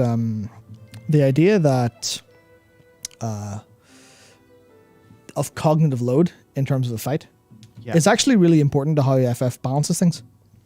Because I feel that big time. Yeah, so as an example, the first time I laughed at it really hard, I was like, fuck you, raid designer, I know what you're doing here. The intemperance mechanic on P1S is it's kind of like a harder version of the normal fire ice thing. Yeah. But that is lined up, I think it's either 4 or 6 minutes, I think it might be 4. I think it's 4. But it lines up with your 2-minute CDs coming off, which means the hardest part of your rotation, the most difficult part, and the most important part, when you have to focus to get all of your GCDs in this window perfect to get the most damage out of it. Whereas if you fuck up, it's a disproportionate loss versus when you fuck up at other parts of the fight. It is intentionally overlined with the mechanic you have to understand, think about, and solve. So that's like a part of the cognitive load being used as a balancing tool, where it's like, oh, you player have so much space in your brain. You have to have this many things in your brain to do this part right. And they could easily make that fight way easier if they moved Intemperance to like, you know, say like 3 minutes 15 or something, and then you come out of Intemperance and then you go to the 4 minute mark. And that's where a lot of fights are designed to have, because I saw it in the Ultimate as well, where I think it was Thornton 2, and I noticed everyone's cooldowns come up just as soon as he was going into like the enraged kind of period, and nothing was happening. And I felt that when they were watching, I was like, oh, nice. That's supposed to be this moment of the fight that's like, okay, there's nothing stopping you from doing your maximum damage. You're just sitting there hitting the boss, which means you have this moment of like super, super tunneling on your damage without having to worry about anything else. And I thought that was like a really cool overall, like general idea of like, that's the cognitive load. And that's like the information cognitive loads is an important part of it.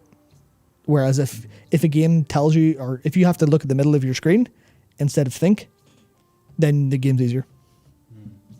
Basically. Yeah. Yeah. Managing. It's just, yeah. Yeah. Well, as long as the cognitive load doesn't come from this UI is shit, I have no idea where anything is, and all the information that I need is on, 7 different points of the screen space UI, not world space, then I think, yeah. Maybe the FF devs and the Blizzard devs just need to sit down and have a big chat. Yep. What do we do? Mm-hmm. Yeah. Indeed. Yeah. Oh, so almost time for us to leave. I think a personal DPS meter would be nice, personally. But. Yeah, so this is the thing where this was that go through this little stuff together. And as much as I'm like, yeah, there's stuff that would be nice. There was, I think someone actually brought it up there in chat. Oh dear, what was it? Sorry, I'm trying to look for who it was. But they basically they were saying, where's the line? It's like you add, okay, well here's something that's a little bit nicer. Here's one third-party tool that's okay. You're allowed to use chat bubbles, but nothing else. Then people would push the fuck out of that. People would then have chat bubbles that would have a boss use a chat bubble to announce a mechanic. And then it would just snowball from there. And then people would say, no, well, I mean, I know this is just basic slippery slope argument, but it is. Yeah. It's what happened in World of Warcraft. You're like, oh yeah, weak course is fine because you can move that around and get to see your information in a better way. Fucking fantastic. That's a great addition. We, Blizzard Entertainment, don't have to make that now. Fuck yeah, let's go. Thank you, community, for doing our work for us. Great give and take relationship. Just fucking take anyway. But then that's got to this point here. And that's just because of kind of like, well, it's the same categorization. Yeah. But that categorization just grows and grows and grows. People are like, yep. Now Jeff Liu's team has got to save the entire game and develop new features. Yep. Easy. It'll be fine. Yep.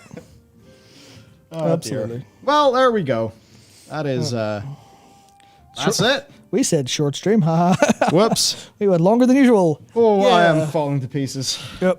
It's time for you to have a nap and time for me to play Monster Hunter Rise. Yeah. Nothing like being out of shape and just multiple 30k step days back to back. The slippery slope Very is tired. The slippery slope is only a fallacy when you aren't watching people slide down it in real time. Yeah, slippery slope fallacy. It's not a fucking fallacy at all. Sometimes truth is on the slope. Yep. Somewhere. Yep. Whee! Oh, yeah. Just play on console FF14 Pepe F. I can't believe that's something we didn't say.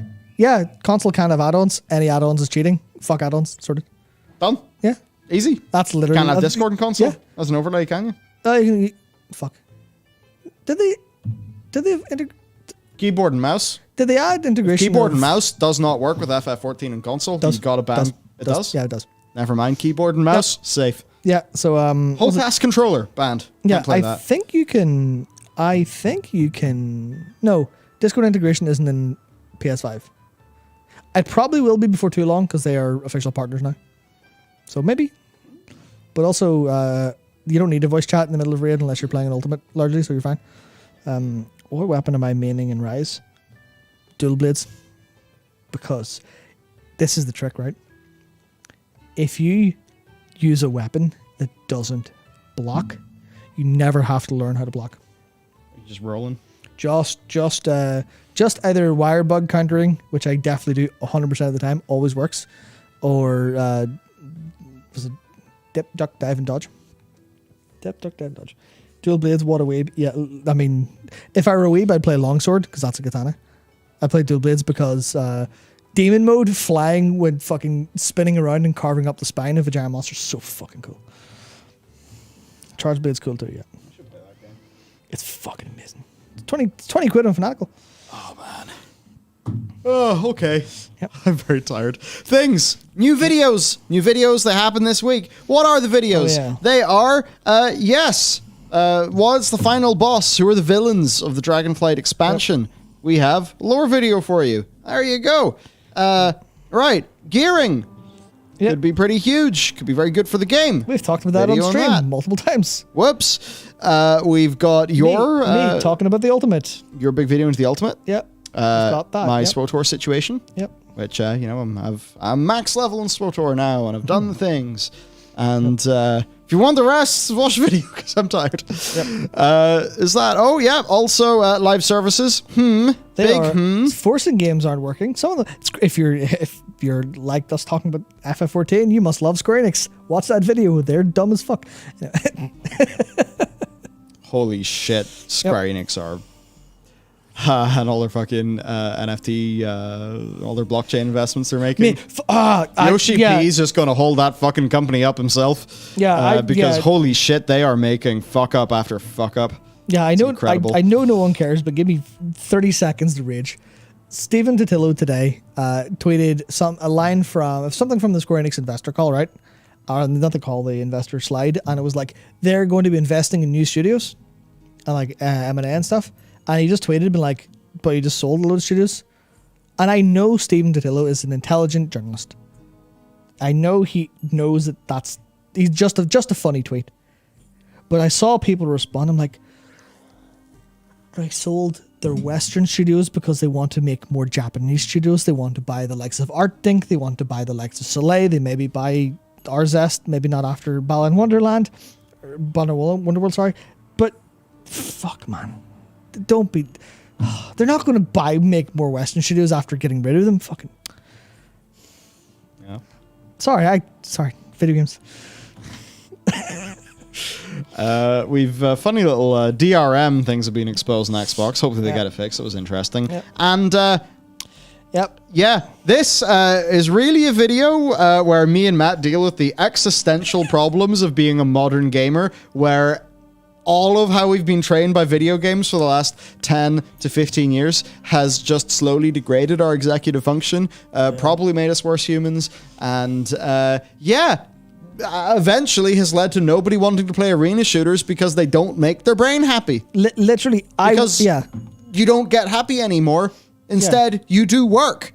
Yeah. You pick up your M4, you go to the mines with it, and you shoot things in the mines, and then your numbers and your bars go up, and then you're happy. I really want to play Titanfall 2, but the part of me that wants to play Titanfall 2 is my soul, right? It's the human spirit within me. It's the aspirational sense of, fuck, wall running and shooting people in the head would be really fun. But my brain, the one conditioned by video games, is just saying, go into the fucking mines and get some numbers up. Into the mines with you. But man, it is an interesting thing that is certainly going to change the genres that see more focus in, sorts of games that get made.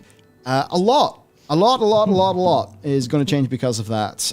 It's just going to change up people's, like, what people think is fun. I think our definitions of fun are changing. Their habits and their default behaviors, especially, yeah. That's changing the...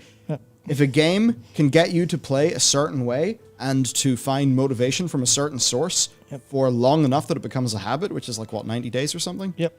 Then that's going to like just change how you experience the medium. Quite funky. Right, so that's the content we've put out this week. Other things then. This month's Patreon. There might be some over the weekend. Oh yeah, maybe. We'll see. Right, this month's Patreon. Mage. Yes. Mage. Mage class. Mage. Yeah, you fucker. You've gone funnied.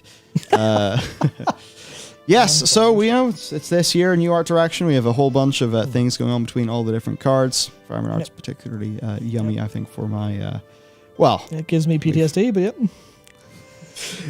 We'll talk about this game. I mean, we've talked about this game before, but we'll talk about it again I properly. even showed it off in public. Yeah, whoops. I don't think that was a mistake. That wasn't a mistake. No. It just turns out you can't make combat in 3 days with no tools. Certainly try. We certainly tried. Yeah, it doesn't go anywhere. Yeah. Oh, fuck. TLDR, when you're making a mech game, sometimes it actually just takes most of the 3 months you have to get the fucking thing up on its feet. Yep. Because instead of just making a super, super quick, dirty, thing, you made the thing for the game. Yeah, what is but you didn't know all the fucking constraints of the game. You didn't know the game's full requirements properly. So maybe the systems you designed weren't really the systems you ended up needing. And then you're in a funny situation where you're backed into a fucking corner and you're fucked. Yeah, what if you just... It'll cost you 50 grand. What if you build the final version of a system? Just build it from scratch. Easy. Yep. Done. Perfect. Easy. Yeah. Yep. Just take a load of drugs. Yep. Have a vision quest. Find out the final requirements of the engineering project and engineer it. Easy. I love a vision quest. Yeah.